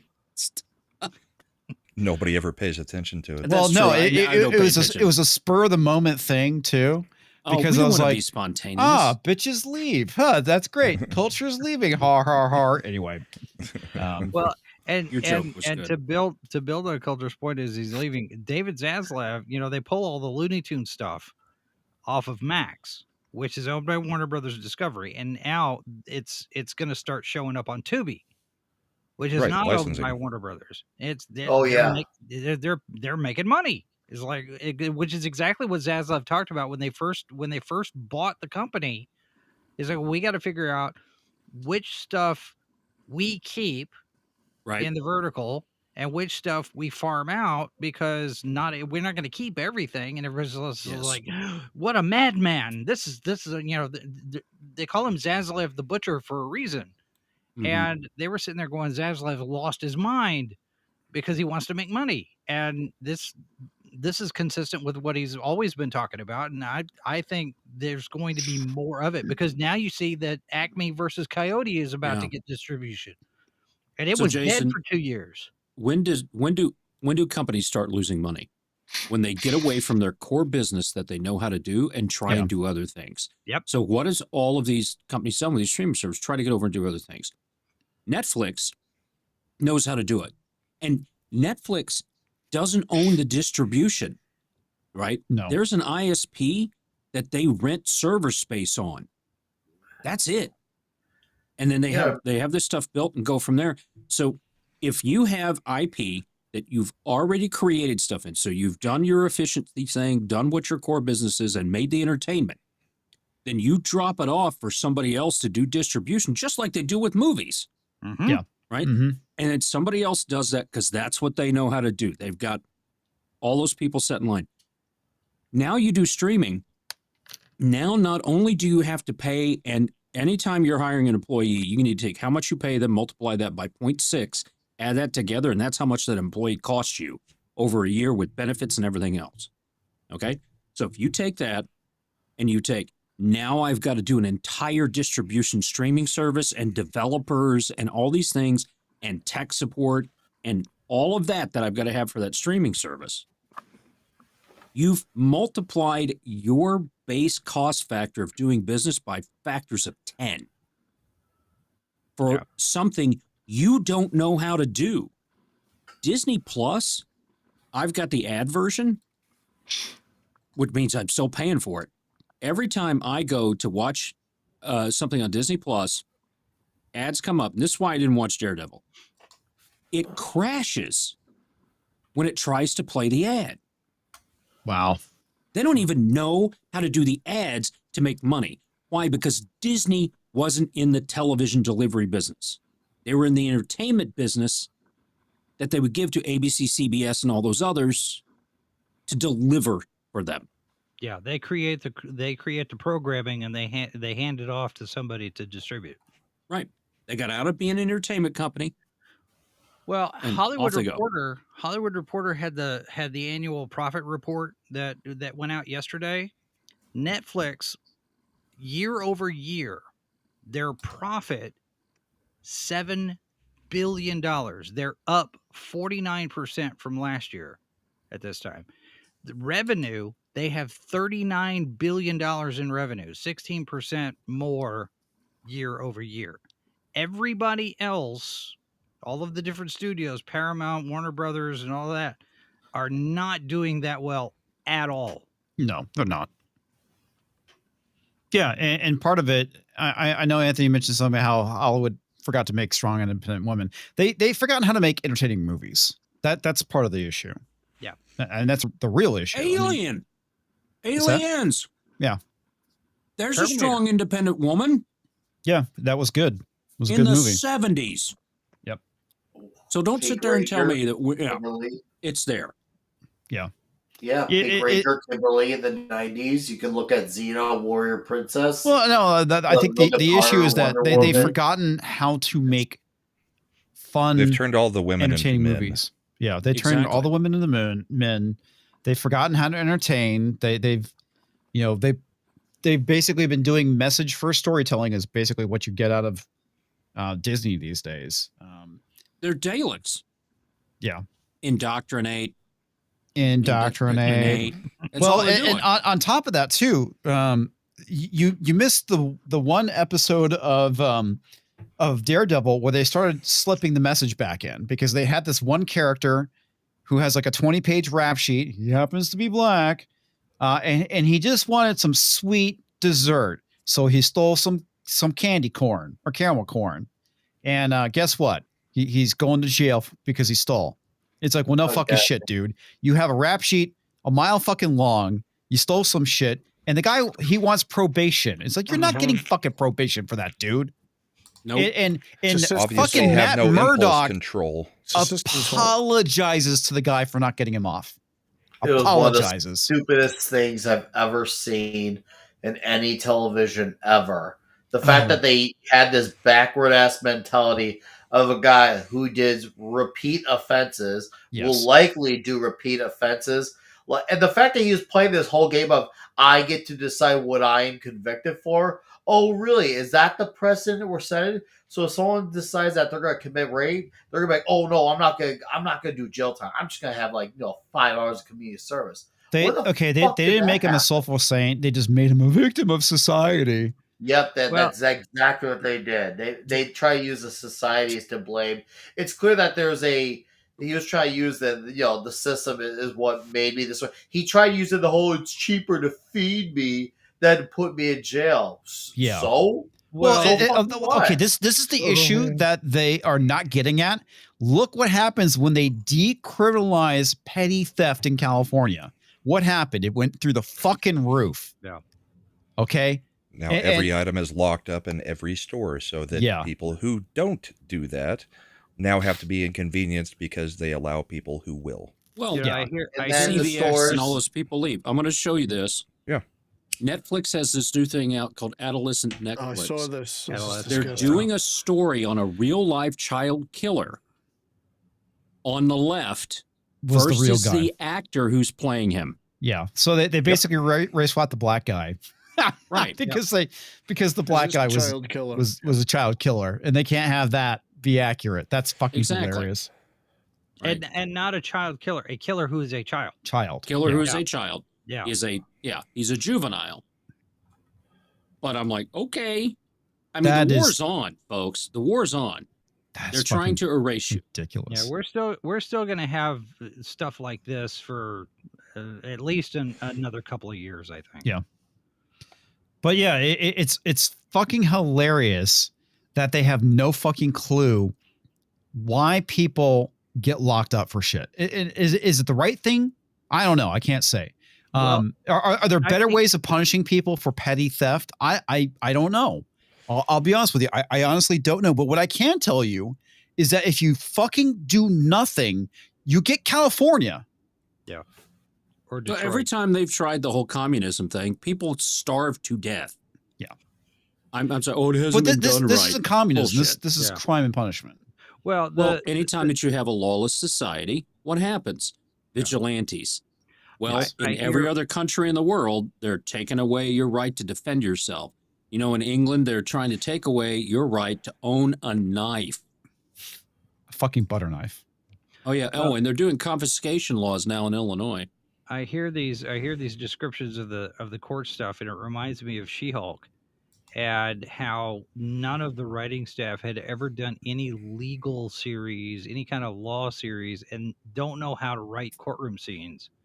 And it sounds like we're getting the same kind of thing. I haven't seen any of the Daredevil stuff yet, but if you're going to do any kind of writing of things that involve a specialty like lawyering, you should probably have a lawyer there to consult just a little bit, maybe. Well, yeah, you would think, but I think the reason why they did is they're trying to push a message, right?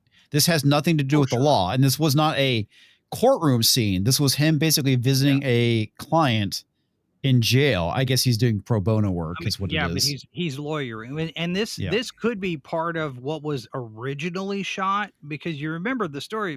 They had shot a lot of they'd gotten about halfway through. Yeah, when I thought they pitched everything though.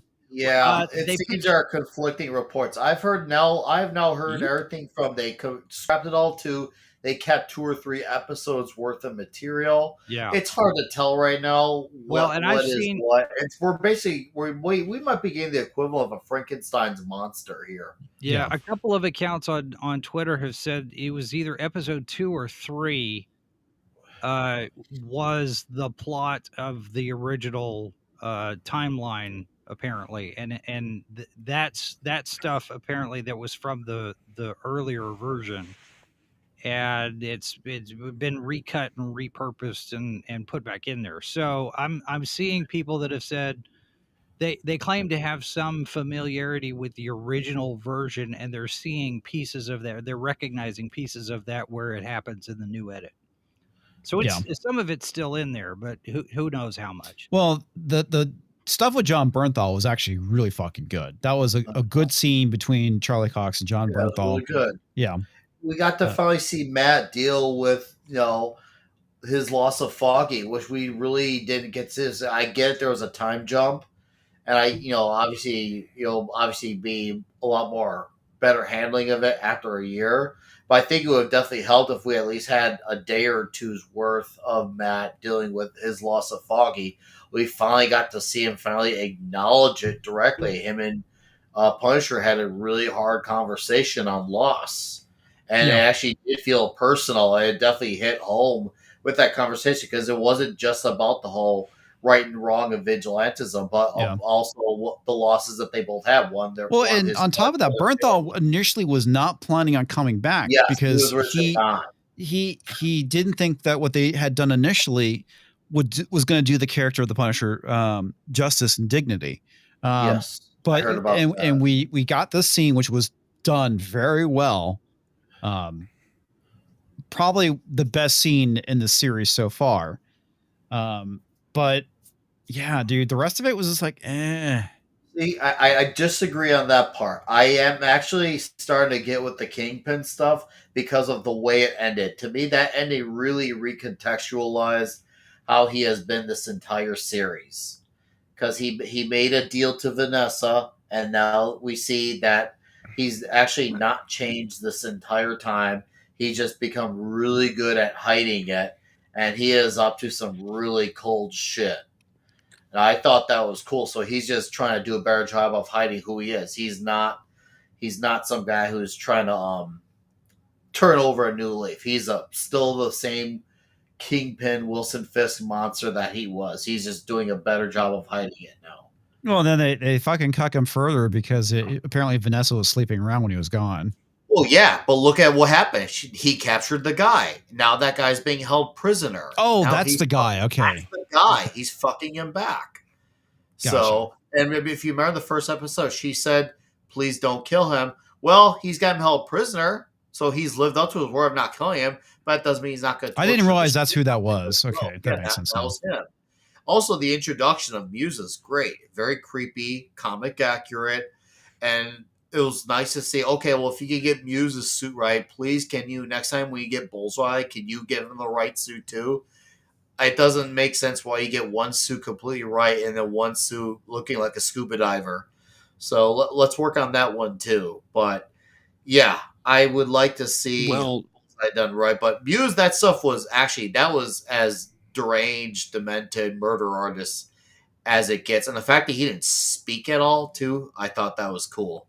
Well, you need the scuba diver outfit in there because of the diver aspect. That's the lesbian piece that they had to bring in. So that's why they do that. That's funny. It's all about the lesbians. No, but that jail scene though, I mean, for me, if I had taken out the jail scene, I probably would give the episode like a 7.5. But that jail scene was kind of like when you have like a good grade in class, but then you do like one really bad assignment and it breaks you down dramatically. That's what that one scene did for me. It brought it from what I would have given like a 7.5 to a 5.5. Yeah, see, that's the thing. They got to do the message or do something like that, whatever, and it ruins everything.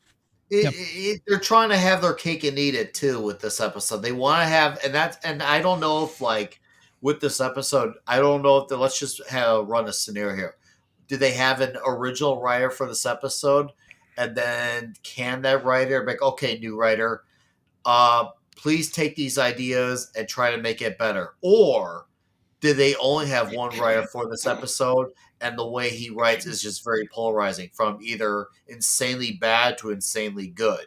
I don't know which one it is, but either way, none of these are better than the other. But clearly there's a problem with the way this show is made. And I'm starting to now believe the 2 or 3 episodes, whatever it is, worth of material is really what happened over the complete scrap, because there are parts of it that feel like a bit of a different show, especially with the way Matt deals with Foggy. And they said that first episode was originally supposed to be the 3rd episode.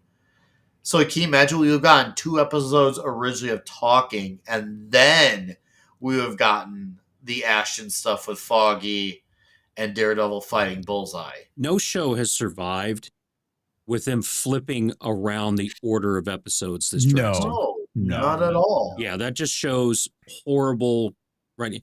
And this show was on, and I literally played solitaire on my phone during the whole thing and didn't pay attention. Same here. I didn't give a crap. Yeah. About the only, like I said, the only thing I liked out of that episode was the Punisher stuff. That was it. I think we're missing something. History tells us that they are just making the episodes up as they go. I mean, could be. We all know that they haven't been storyboarding anything and having like an outline for a show. Every show that they've released has kind of done this, where it's just like, all right, we got that episode done. Now where are we going? Not we have a plan. And then if you scrap everything and then keep pieces of it, you know, you're just riding around what you've got already in the can and trying to spend as little as you can to redo it. So they're trying to use agile techniques to make films. Are they actually trying to use agile though? I mean, it just seems like they're trying to do it on the fly. One of the funniest things I've ever seen is the movie Spy, and people may or may not like it, but it's there's very actually crude. Planning and they do plan the scenes and all that. But if you look at how Spy was made, you got Paul Feig sitting there and just feeding them lines, and they're just filming stuff. Well, it's the same problem with Ghostbusters 2016. He did the same thing, right? So are they just? They're so devoid, or they have gotten out of the writer's room. Let's face it. The last time Disney did a storyboard thing was when those people filmed them talking about all the diversity and inclusion stuff that they were doing. Right. That's the last time they did the hostage video. The hostage video. And that was it. You know, so it's obvious whether or not they planned it, it looks like they haven't. It feels like they haven't. Well, no, it doesn't. And the part of the thing that drives me crazy with the whole kind of like agile analogy. The thing is, agile actually is planning, because it's the idea of taking something larger and breaking up into smaller pieces and having the ability to go and get customer feedback early and pivot. Where they're not doing any of that shit. Okay, it's even if that's how Marvel started off, and everything was kind of a loose plan off the cuff. The issue is that will get you so far, and you have to figure things out. And I understand that very early on in Marvel Comics history, they had the Marvel method, which was basically Stan Lee would give an idea to his creatives. They would go and draw it, and then he would come up with the words afterwards, and that worked but they still had a plan. Stan Lee, it worked. Yeah. Well, the thing is, they still had a fucking plan, though. Stan Lee still knew what he wanted to do, right? Stan Lee knew what he wanted to do. Exactly. Let's get back to that. Those kind of things work when you have the master creator like Stan Lee. Well, this is something I point out too. This is the problem with Star Wars. When you go and create something by committee and you don't have a single person being the driving force behind it, it is what causes a lot of the shit. Design by committee doesn't fucking work. You don't have a captain to ride the ship. They think they rolled a higher agility score than they have, and they think they can do things on the fly. When in reality, their charisma score is also very low, and they should probably just have somebody running everything that has a master vision for it, and be little individual team units being used to do the individual parts and bring it all together at the end. Well, at least Joe DeMaio had a fucking vision for X-Men 97. Right, and they fired him. And a penis. Yeah. Well, and Marvel has had that with Feige, sort of, but not now, really. But see, the thing about it is, they had it with the Russos. You have not Feige, or not. That was before the Russos didn't hop until phase 2. Well, it's like Gunn. Chris Gore brought it together. Chris Gore nailed it, where he said you're taking boy brands and trying to make them into girl brands, and that causes a disconnect in the identity of the brand. And so your target market is done, your target market is different. So your approach is different, and that dichotomy basically causes this shattering of what you can do, what you should do with the property, with the IP. We see it with Star Wars, we see it with Marvel, Doctor Who. All of them are suffering all of this. It's the same. It's the same problem all the way through. Is you're trying to do the same thing, but for a different audience, and so you're writing it completely differently, and you're alienating the established audience that you bought the property for. Yep, which is funny because they're serious about making that change. And when in, say, the 80s and 90s, they decided to do the opposite type thing, and they weren't really deciding to do it. But when you take a girl brand and turn it into a boy brand, you basically take Barbie, put her in fatigues, and you get a sexploitation film. Or put her in jail, you get a sexploitation film. Nobody takes them serious. They were sexploitation films. I'm ready for the Barbed Wire sequel. I mean, Pamela Anderson. They gave her the redemption Razzie this year because they had given her the Razzie for Barbed Wire and her work on the last Showgirl. Oh, they got her the redemption one? They gave her the redemption award because she's basically made up for it. Now I'm ready for Barbed Wire too. Okay, I want to get this real quick. So RJ Godzilla says that design by committee, you might as well use AI. Well, I'll be honest with you. What are you doing? AI does a better job than design by committee. We get better stuff. Remember when I wrote that script talks or that story using AI for The Mandalorian? Oh yeah, and it was better than what we're seeing. Video on it, and it was much better than anything they had come up with. Yeah, and that's the problem. That's at least one brain powering it instead of 30 trying to. So I'm going to do this analogy. So Star Trek, the original series, you had the three people, Leonard Nimoy, and DeForest Kelley and Bill Shatner. They worked. Why? Because they knew neither one of them can be each other's character. Yes. So Spock couldn't be Kirk. Kirk couldn't be Spock. McCoy couldn't be either one. They couldn't be him. They all have their own separate personalities. The reason that and the writing is different for each character. Right. Koenig and Takei hate him, Bill Shatner, is they both think they could have been Kirk.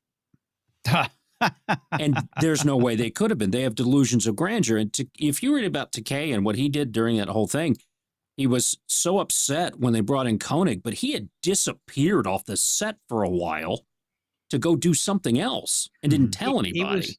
He was making Green Berets with John Wayne. John Wayne. Yeah. He was doing that. Which is why Chekhov got so many, because all of those episodes had originally been written for Sulu. And then when they brought Koenig on to play Chekhov, because, the Russians were complaining, they're in space, but they don't have a Russian. And they wanted to tap into the younger audience. Davy Jones market. Davy Jones stuff. Mm-hmm. And so we get Davy Jones, we get Russian Davy Jones of the Enterprise, and he gets all of Sulu's lines because Takei went to go do Green Berets, and the shooting schedule went over, and he couldn't get back. Mm-hmm. So you're saying we missed out on seeing Sulu say Wessel? Yes. Nuclear vessel. A nuclear vessel. Well, the Gamesters of Triskelion, the one where they ended up being slaves, Chekhov, Kurt, and Uhura, they get the little collars on and stuff. That was originally a Sulu episode. Chekhov got all of that. Wow. Well, that's what happens. But see, those people, they can't be Kurt, but they think that they can. And that's what happened. Everybody thinks they could be, not everybody. There are certain people at Marvel that think that they could be Stan Lee, and they can't. Yeah. There are people in comics that think they can be Stan Lee. You can't. Well, Stan Lee is. I think they think they're virtuous. better than Stan Lee. Because why? Because people have been blowing smoke up their ass for so long because they've just been getting the participation trophy, or everybody gets first place. Yep. And then they get out there and they're like, oh. It all should have been so easy. All of these things were already written. All you had to do was adapt. Yeah. These are just easy adapt. layups. But they wanted to get through all of the material as fast as they could. Yeah. Just like, I know I'm a shitty producer. Okay, I get that. All right. But you're right. Takei thinks he's a really good actor. He thinks he matters. That's the real problem. In the end, and spoiler, folks, everybody's going to die. And except for your immediate family and close friends, and maybe your gay lover in the case of comics, Nobody's going to remember you. Key Okay. lovers, And in the Lovers, case of lovers, Takai. lovers. There's an S at the end. Well, that's all of you bitches. So You gotta be shut up. inclusive. There it You gotta be is. inclusive. Include all his lovers. All his lovers. But I just want to let you know, Tox, we're going in rough tonight. No lube. we're So That's don't- what I that don't know older what to man say to told that. George Takai when he was younger. Oh, There he is. Wow. He's the one who told the story, not me.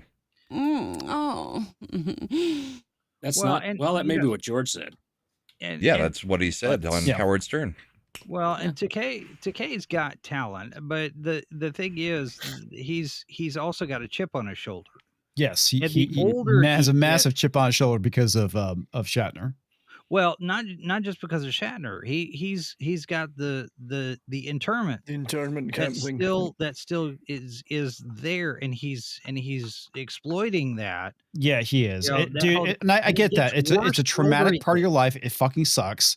I get Yeah. it, but fucking get over it, dude. We're tired of it. It's like Yeah. you're what, well into your 90s now. That happened when you were a child. Fucking off, dude. That was a small part of your life.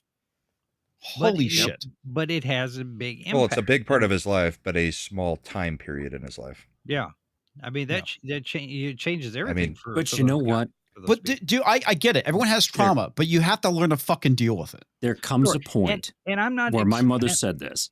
There comes a point when, no matter how you grew up and all this stuff from there, where you become an adult. Yeah. Yep. Okay. Maybe a different age, but there comes a point when you're an adult and you need to fucking be an adult. Right? Yep, it's And all in how you choose to respond. To he's things. Exactly. Child. He has the maturity level of a child because of all the hubris. Why does he want to be an actor? It's always look at me, look at me, look at me. That's what he wants and stuff from there because he's immature inside. So Jason, I stepped Well, on that's you. also his Twitter that's- account. Well, the other thing too is the fact that we've moved on past that point. It's like I understand that that was probably a very awful and traumatic part of his life, and yes, he was a victim. But there's a point in time where you need to reconcile that shit and move on with your life. Yeah. And we as a country have fucking moved on from that shit as well. And I think he did until he realized that He he could could take play the victim advantage of card? it and use it.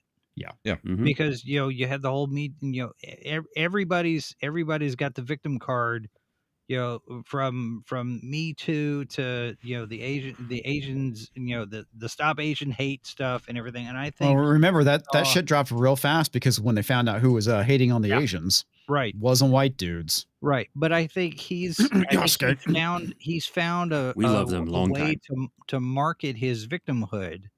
Yeah. Mhm. Because he got a play out of it, he got a book out of it, or a graphic novel or something. He's been Got a able voice to tell acting that role. story 2 or 3 You or got 4 a couple different of versions. strap-ons.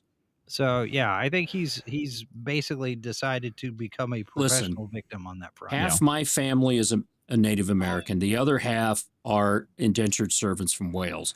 All right. So one half of my family wiped out the other. I am constantly wanting to delete myself on a daily basis because of what I've done to oppress the other half of me.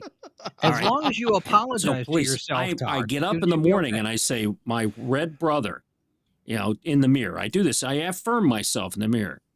My red brother, I apologize for my whiteness.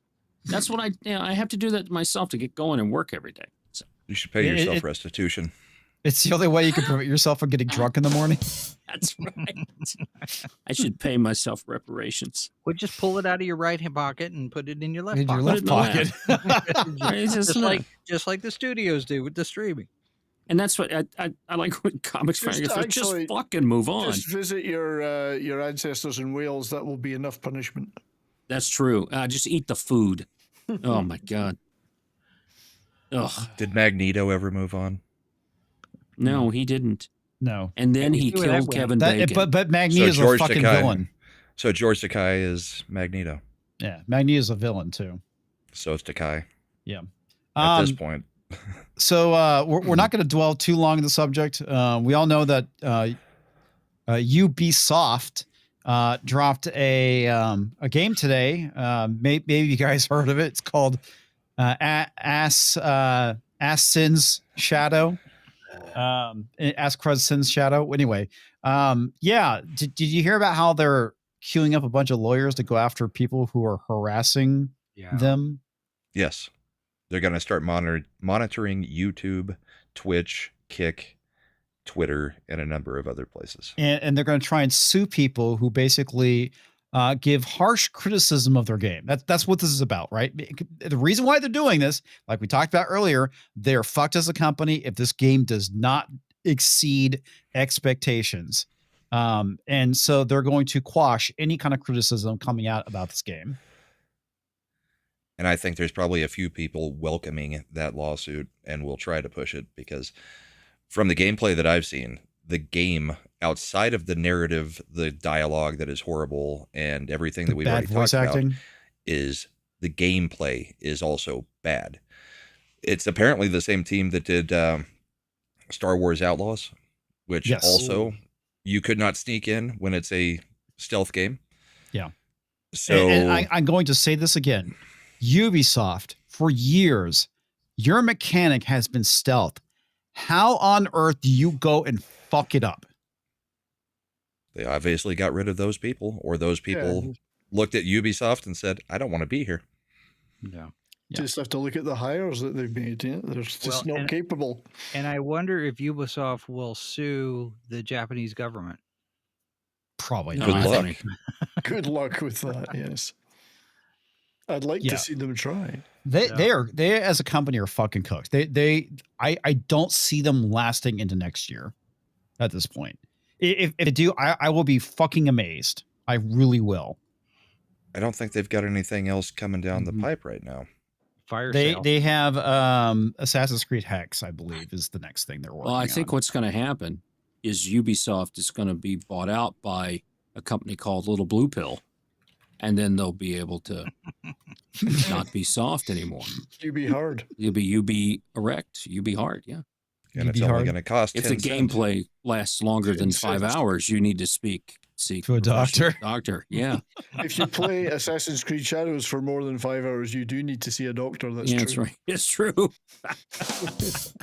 Guess we know what comics will be doing on Saturday. I mean Friday.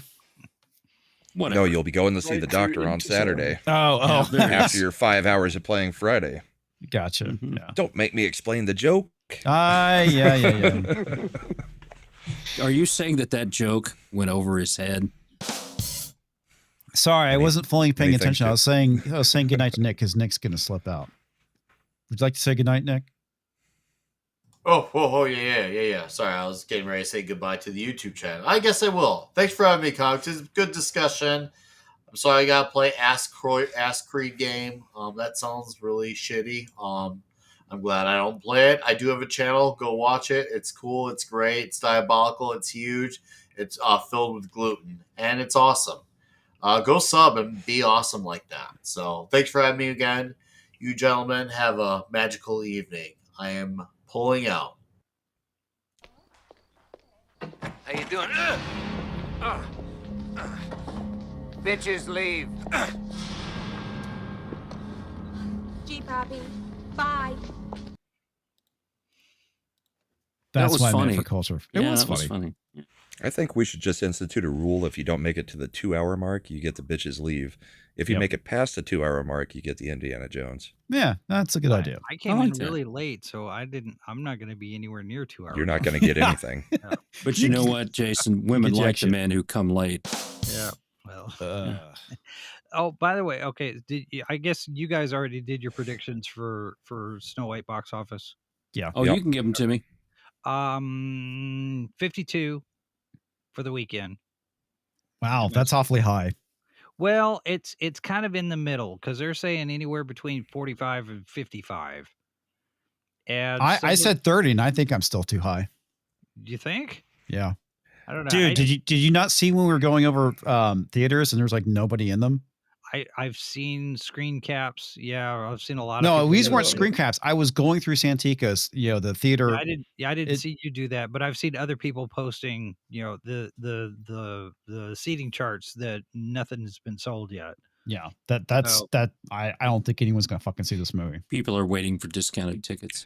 I don't know. For a kids movie, kind of my thing on it is, for a kids movie, how often do you pre-plan it by 3 or 4 days? You would do that for a movie you as an adult who are buying a ticket would, but most of the time it's like, it's Saturday, maybe I'll go, take the kids out to a movie. Yeah. Because it released, and you buy tickets right then. I think there's different dynamics for different age groups as how the tickets get sold, so we may see a surprise, but I still think it's going to be low. It's not going to do well. What's your domestic it's total? Definitely not going to break even. What's my domestic total? Mm-hmm. And domestic total and world total. Domestic. Let's say 105. And world 350. That's why I said it was 350. 375. Say 375. We're pretty close. I said 90 million. Not 90 million. No, yeah, I said 90 million domestic, and I said 350 worldwide. Yeah, because I think there's going to be some people that are going to go see it just to see what kind of a train wreck it is, and you're going to have probably a good 62 to 65% drop week to week, maybe even 70% drop for the second week. So it's not going to have legs. X-Ray Girl posted that she liked all the little animals in the film, thought it was cute, and I responded back and I said, "Was there a nice beaver?" And then was it you, Jason, that responded back? Thanks, I had it stuffed last week. No. Somebody else. Maybe it was Perry Jan. Well, the other thing too, and I don't want to belabor it because you guys have already talked about it. I got an article today that was talking about some behind the scenes. I think it was the Daily Mail. Mindy had found it, and the budget has gone higher than originally planned because of all of the reshoots and everything else and the fixes. Oh, for Snow White. But yeah, but the way this thing was writing, because Martin, what's his name, who voices Grumpy, he had said that the dwarves had always been planned to be CG, and this was the first I was hearing about this. But then this article also kind of reinforced that. You remember that first image that came out with those 7 people? Those were the bandits. That's part of Jonathan's crew. Okay, yeah. See, and everybody thought that those were the new dwarves. Well, initially that's what we thought they were getting rid of the dwarves in favor of the bandits. Right. And so when I'm hearing, well, they were always meant to be CG, I was like, well, that doesn't sound right. But now that kind of tracks. But I'm thinking, well, even if that's true, these are the bandits and not the dwarves. Why didn't you just hire dwarves to play the dwarves? Well, I know, because you can pay them less. That's true. Because of Dinklage. All because of Dinklage. Yeah, he burned the ladder after he pulled it up after him. Okay, I want to show you guys something really, really fucking hilarious. So 2 days ago, an article came out from the Daily Beast saying, "Sorry, haters, Snow White is a movie. Apparently, is good." Do you want to see the Rotten Tomato score from the critics? Yeah, it's like 26%, 12%, 46%. Yeah. Didn't IMDb have to take the score off? They've got their out of 10 at the top. They actually took it off because it was down to 2 out of 10. I didn't see that, but I don't think that article aged very well based off of the critics' reception. Well, and you see what her hair looks like in that photograph? Yeah. This Daily Mail article that I saw today included the little factoid that some of the visual effects work was to go back in and change her hair so that people could no longer compare her to Lord Farquaad. Oh, really? Boy. Yep. Especially after she was in that white puffy looking shirt. Yeah, there's no rating score on the IMDb page anymore for the movie. Yep. Oh, no. But I read this article. It's fucking hilarious. And they're talking about how wonderful this movie is. Isn't it great, guys? Look, the critics love it. I'm looking forward to the audience score. I can believe she's got some raw talent. I mean, Spielberg doesn't pick them, but at the same time, she just she doesn't. She's awful in this movie. Mouth. Well, she might be awful in this movie, but Spielberg had to have a reason to pick her for West Side Story. Well, her ability to sing is what he picked her for, not an ability to act. Right. Yeah, I mean, she's a good singer. That is it. If she could just keep her mouth shut.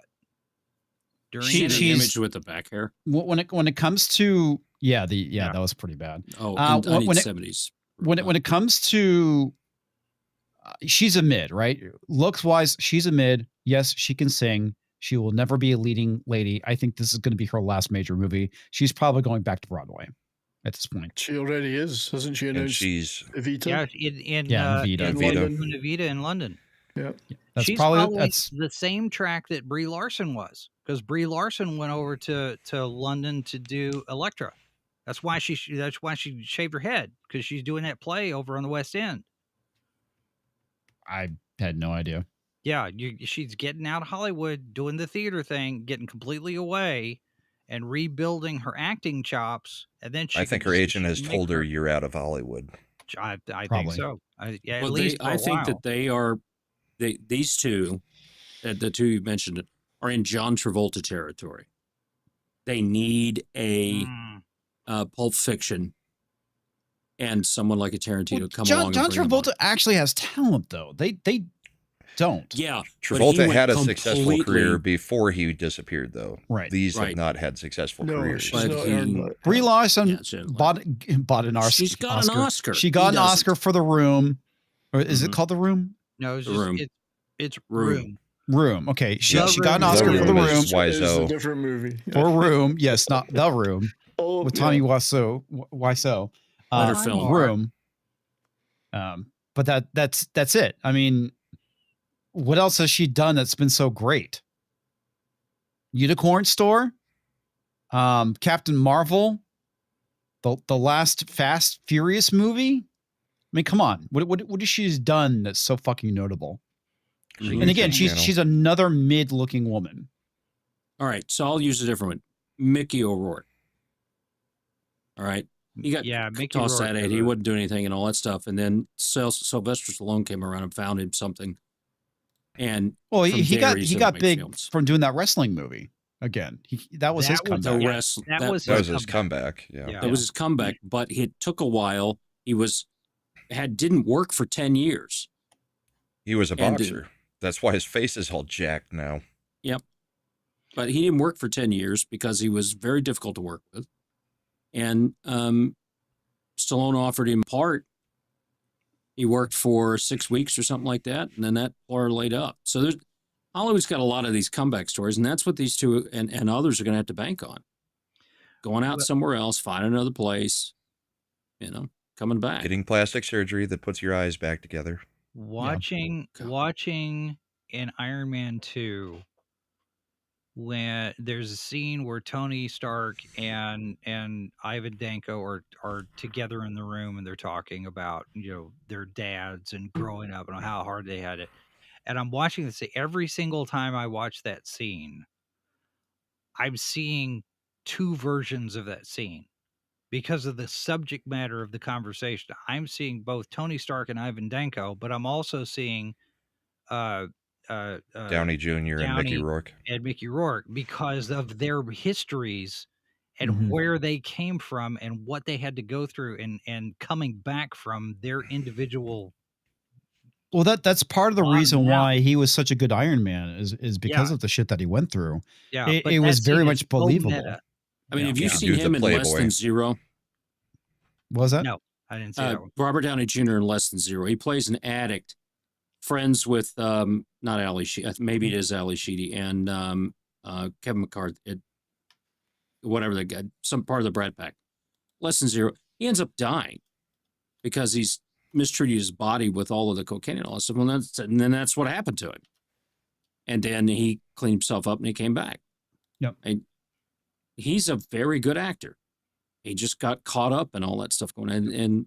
And Tom can tell you about all of that churn and that stuff that happens and what they do to those kids and stuff there in Hollywood. And Mel Gibson is the one who got Downey back. Mm-hmm. He talks about that. Downey credits Mel Gibson for basically saving his career and his life. He has said that publicly. In his life, finding faith and getting his life put together that way. That's on Gibson. Mm-hmm. I was trying to remember if he was in Weird Science or not.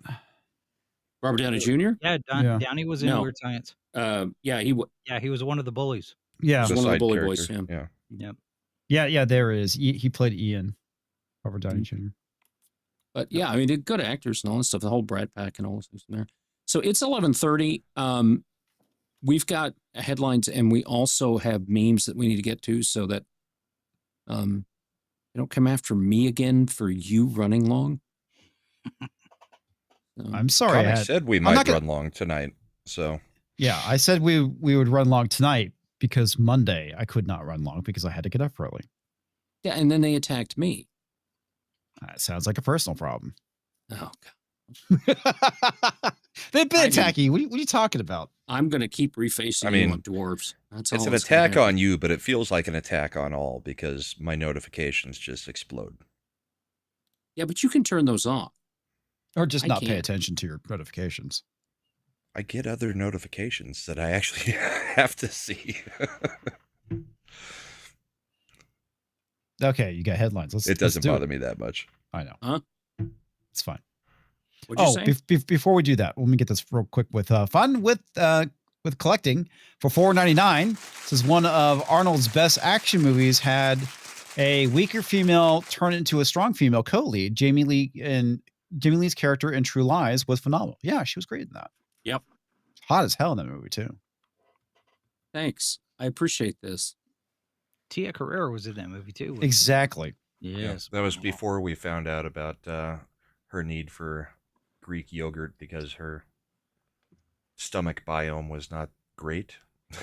When we started seeing her do those commercials. Yeah. Summer's Eve feminine wash. Oh yeah. Okay, we're just gonna wait for the headlines, or what are we doing here? Oh, I'm looking for the thingy. Oh, here it is. Okay. Hercules, I'll show you some Herculean meat. Ow! Ow! Ow! Penis. Entertainment that always rises to the occasion.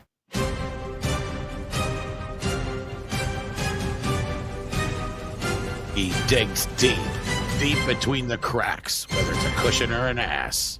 It's Pixel News headlines with Toxic Man Flu. All right. Ian K. edited out of live action Snow White. It's a dark day at the Dix Division Ranch in Bangs, Texas. After years of waiting to see himself on the big screen, mega YouTube star Ian K. was left heartbroken after buying up the entire 2 p.m. showing of Disney's new Snow White on Thursday.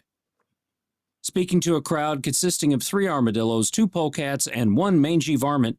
No, wait, that was Culture Casino. Outside Chipster's BBQ Grill in Bangs, Texas, Ian was obviously dejected. I thought for sure this was my chance at stardom. After the disappointment of the Wizard of Oz remake, Wonka, and Silence of the Lambs 2, What's for Dinner, I don't know how I can take anymore. Editor's note, Ian K. is not short or a midget. He is average height. Also, he did not buy out the whole showing. He forgot to buy a ticket.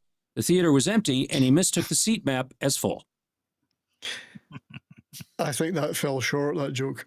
Yeah, it did. You know, the funny thing is I bought a ticket and I didn't go to the theater. Exactly. I thought that was funny. You said that story. I'm like, In Pixel News, woman asked multiple vertically challenged individuals, have you seen my baseball?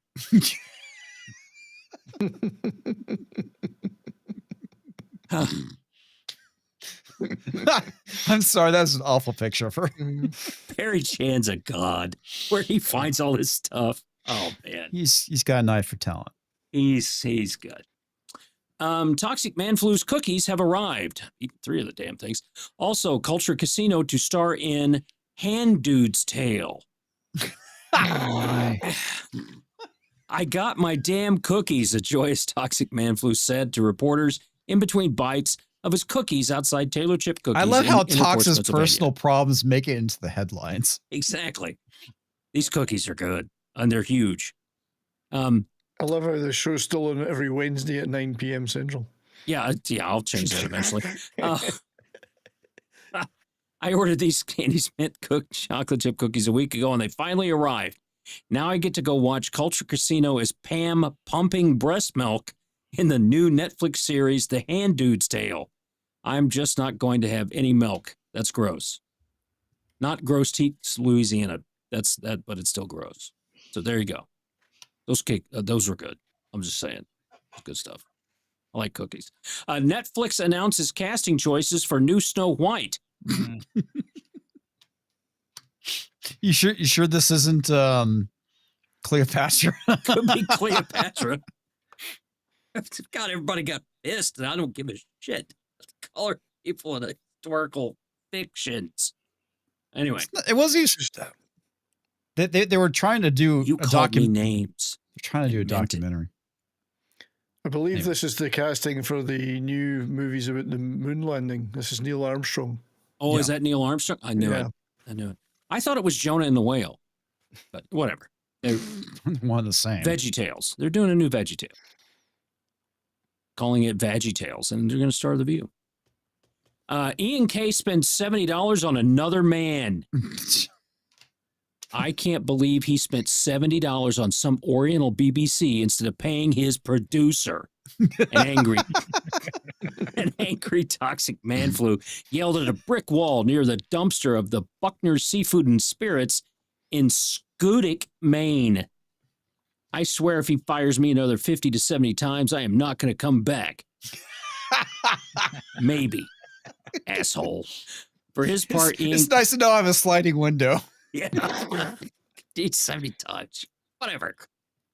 For his part, Ian K., the mega YouTube star and honey magnet, said he had no idea man flu still worked for him. Facts. That's facts. Standing outside the Dix Community Center in Dix, Nebraska. Toxic man flu? That guy's a douche canoe I haven't seen in years. Oh, wait. My producer? Fuck that guy. And Robbie did this one right there. So there you go. You're now in the show, in the game. Oh boy. This is for Roland. Disney announces new homo film, Focus Power, 1 each.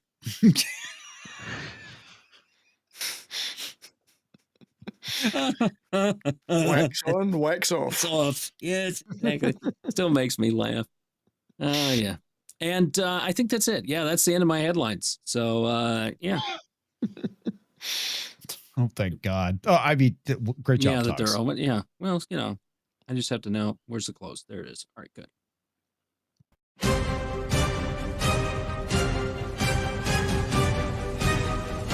He digs deep between the cracks, whether it's a cushion or an ass. It's Pixel News headlines with Toxic Man. Damn it, Tox! Stop! What'd I do?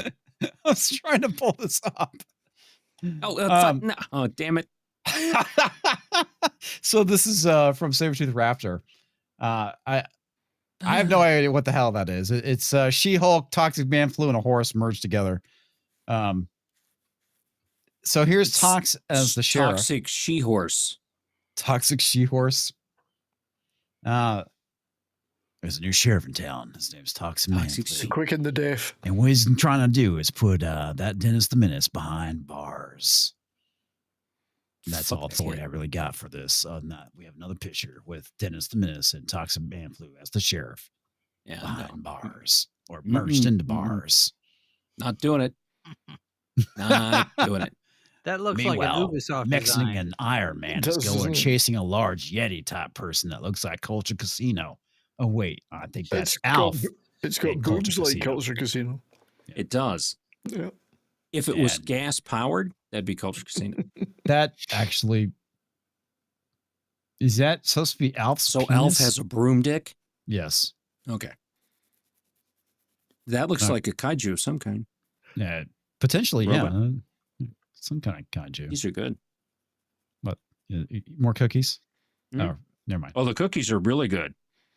Did you toss them? No. You should always you toss do them not first. toss these cookies. They're too big for that. And you have to use both hands. The Comics Avenger. I'm with comics. That's pretty funny. Paid for by the Toxic Avenger campaign. Show your support. August 29, 20. I think that's cute. Look at that. Yeah. Here's a release from McCracken, Ubisoft, and where it's going. It's now Spirit Halloween. That's Spirit. Yeah. That's good. That's good stuff. There's nothing like stroking your own girthy cock. Can you hear this? Hi, I'm Yes. Darvis Langfield from Langfield Premium Cocks. We've got the premiest, girthiest champion cocks in town. Whether you're looking to stroke, pet, take, or eat a cock, there's nothing like stroke. That's great. It's so true. Oh, let's see what Deeple did this time. Finally, I found a meme that won't offend anyone. Okay, that's good. Why is it white? Well, it's a bit white. It's isn't it? white. It's uniformly And now white. That's racist. You're a racist, Deeple. Gas and diesel in a fossil fuel made from dead animals. Therefore, vegans cannot drive.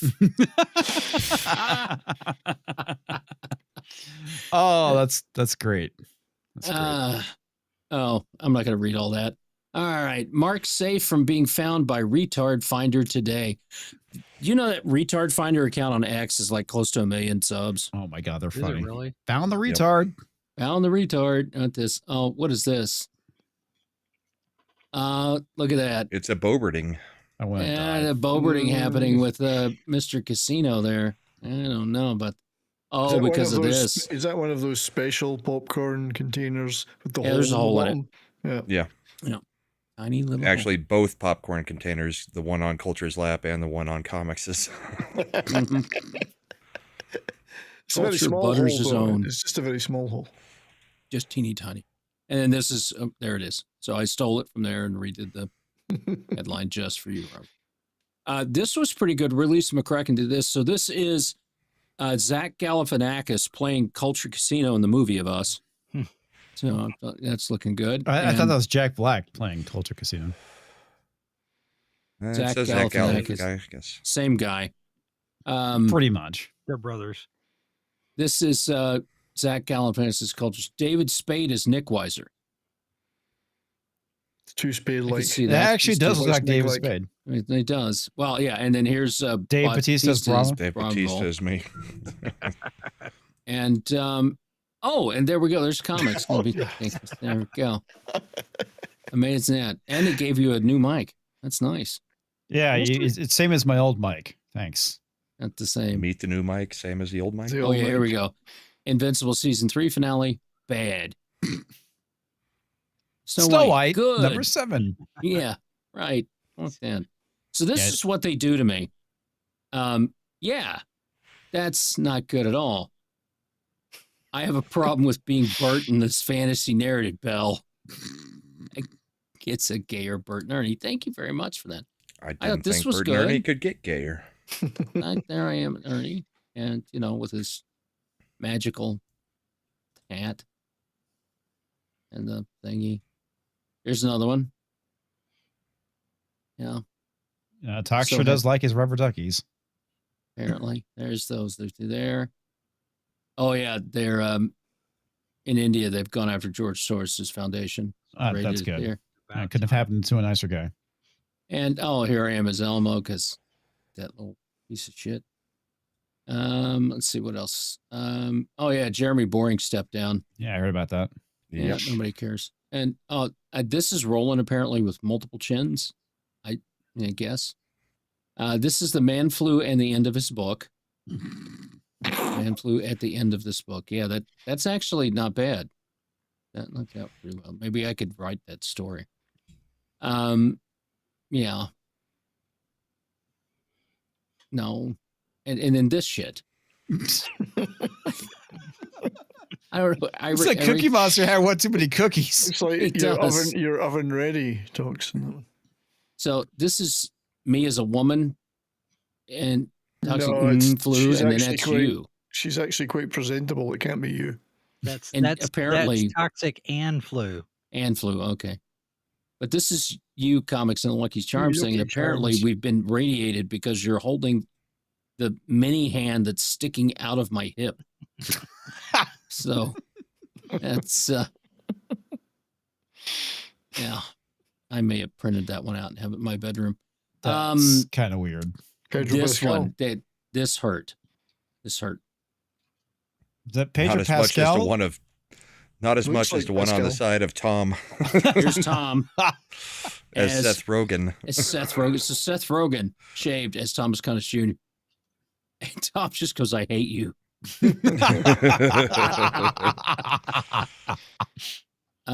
And here we go. Zendaya as Culture Casino. This is okay. That's actually kind of funny. That's funny. Yeah.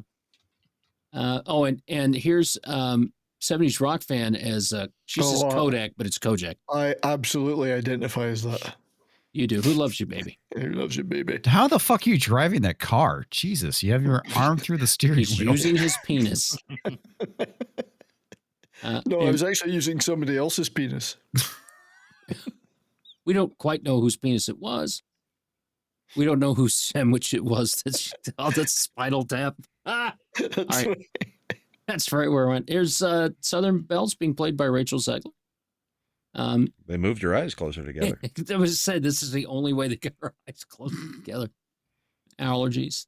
And here we go. Tom Holland as Nick Weiser. That makes sense. Makes a lot of sense. I don't think Tom Holland can grow facial hair. We all know who plays Floral Rachel and Steve. Zegler can, though. Oh, that's funny, Floral and Steve. And yeah, and I thought this was hilariously funny. Rachel Zegler, isn't it? And I love this one. Only the government should have guns. A real Indian would know better. Yes, we would.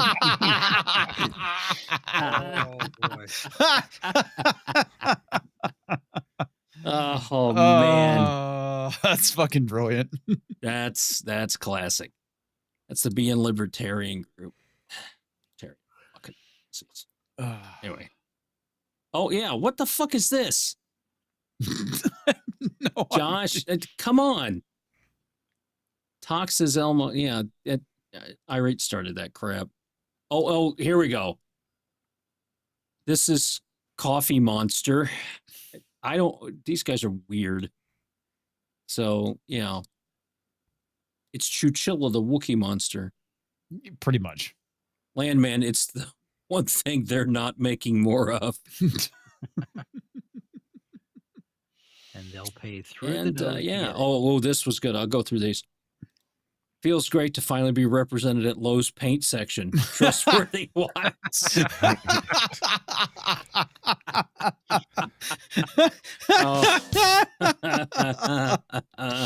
Oh my God, that's funny. This was good. Canadian geese, toddler, Marxist. And it was Sync at 70s. So you and the geese postings you've been putting. Yeah, I've got a lot of those. Always pooping, want everyone dead. Incoherent ramblings, can't reason with them. They all kind of meet right there. I thought we've got at least two of the three here. Canada geese and Marxists. I don't know many toddlers, but yeah, we don't want those. How do you know leftists so well? I think of a retard, then I take away reason and accountability. I actually used that line on my wife today, and I got away with it. I think. Really? Are you still alive? Cookie's cousin, Coffee Monster. There he is. I'll find out later when I'm dead in the morning. Yeah. What happened in the 70s? We don't know. And then this one, I just want to forgot. Remember, culture is the same height as me. You on the leprechaun. Diddly, diddly, diddly. Potatoes and murder. Oh, yeah. I'm going to murder you with me Lucky Charms. I might use this at some point. And I'm actually looking forward to seeing what they're going to do with the Sergeant Rock. I agree. He's a great fucking actor. He was great in Penguin. I'm kind of curious to see what they do with him in that series. So, yeah. Yep. Well, isn't that the new Culture Casino movie, Sergeant Cock? Yes. Sergeant Cock Gobbler's Lonely Mangina Club Band. Okay. Indeed. Yeah. Hey. Hello. Hang on. Sorry. My bad. I missed something. Tina Guzman for $2 says, is Alec Baldwin around tonight? Oh, he's very quiet. Yes. No, his wife told him to get back in the kitchen. That's right. Yeah. Well, it's been a blast as usual.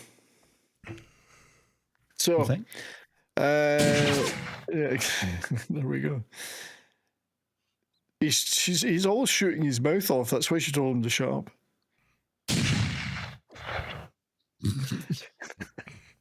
So anyway, anyone that's I actually managed to get a video out today, which I did 2 or 3 videos. One was about a Korean movie called The Firefighters. So anyone who doesn't know, I do a lot of stuff about Korean entertainment. So take a look at that. You never know, there might be a movie or. What are you, some kind of communist or something?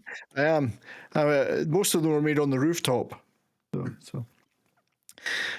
Tomorrow, as Bramwell will also echo, will be on Ascendant Art channel for some Friday night fun.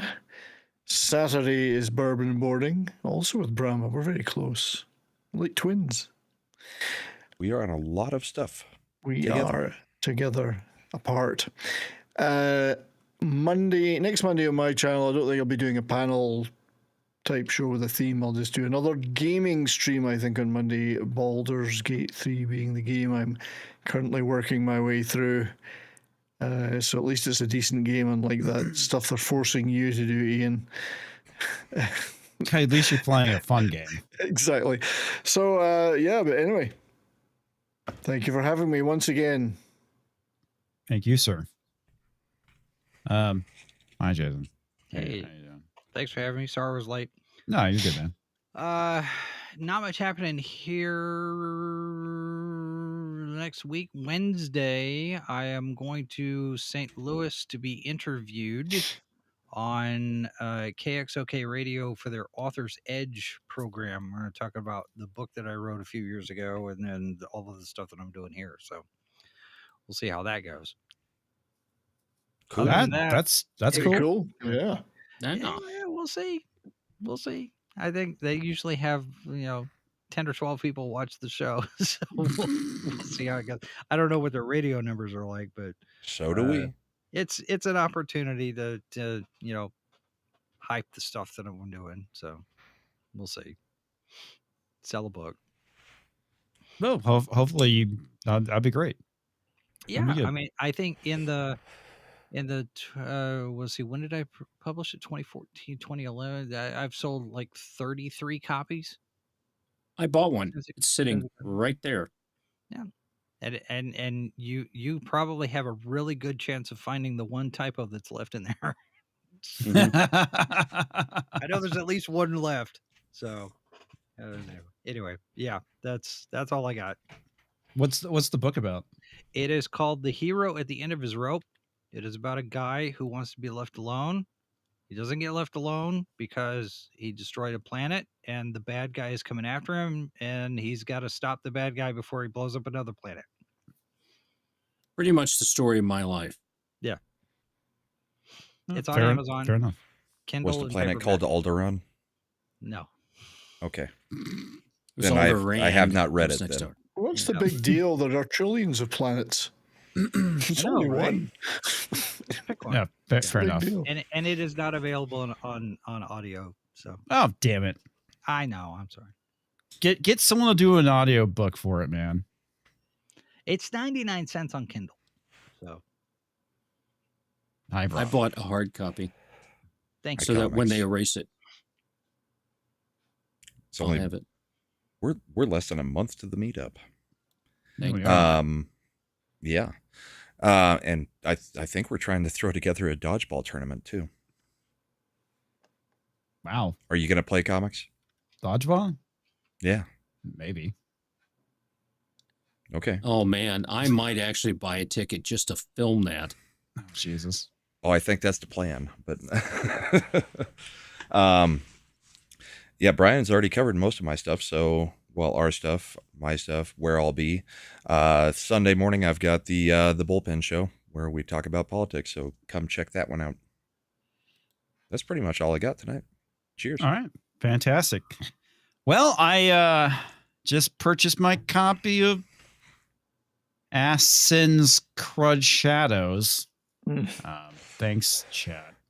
You bought another copy instead of just playing your wife's?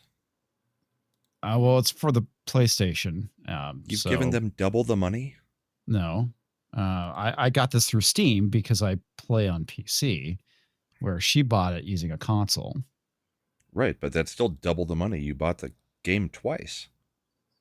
Well, you may keep Ubisoft alive, and we no, may not forgive you for that. I'm going with the chat caused me to buy a copy. Otherwise, I was not going to buy one. So chat's keeping them alive. Yeah, and my wife bought one of her own volition. So yeah, there's that. So yeah, expect fun with me being bored off my ass playing Assassin's Creed Shadows tomorrow, good folks.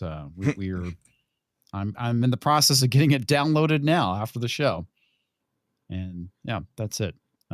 Thank you guys. Thank you so much for hanging out with us tonight. As always, it is a joy and pleasure to go and wreck bad entertainment. And yeah, we'll see you tomorrow on Friday Night Tights. And we'll be back Monday to talk about good entertainment. Yes. 1923. And here's some credits. Joe, if you're out there, you're in the credits, buddy. Good night, everyone. Take care. Night.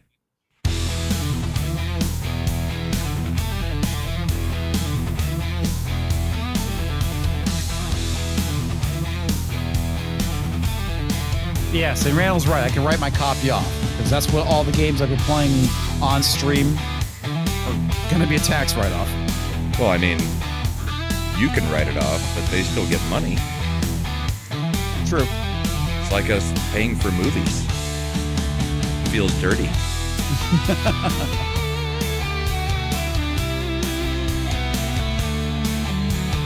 Godzilla in here. Bitches leave.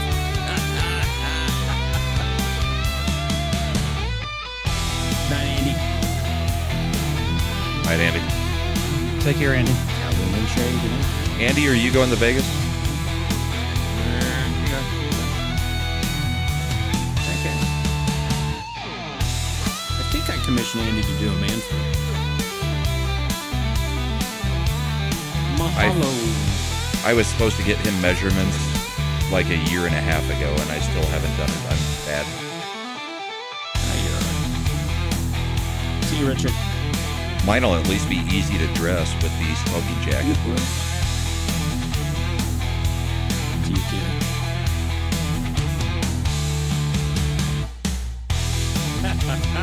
That I can play. They're talking about comics. Andy says no Vegas for me. Yeah.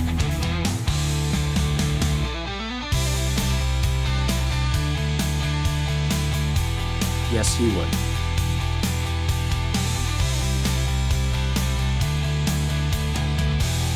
And while we're at it, there you go. Sabertooth Raptor. Yeah, he was gifted membership. That's right. Toxic Man Flu. Holy shit, 27 months, dude. Yeah, it's the 27th months of this crap. Oh, joy. It's been 27 months since we talked you into finally doing actual YouTube memberships then. Yep. Yep. Here you go. Play your wife's version on the console so you can compare them and do a video and write it off too. Yep. Hi, Mecca.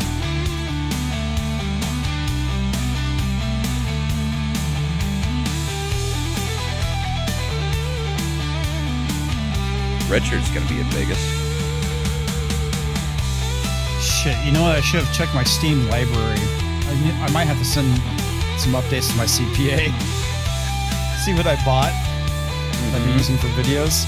Because I did. I didn't see Joe's name. Should have been at the very top. Oh, okay. Joe's Atmosphere is a sponsor of the show. Has been for a while. On the website, good man. ComicsDivision.com. Go there, join up. Next Tuesday, we are going to be watching what again? Hot Shots.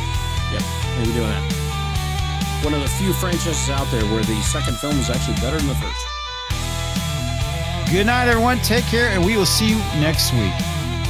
Later. See ya.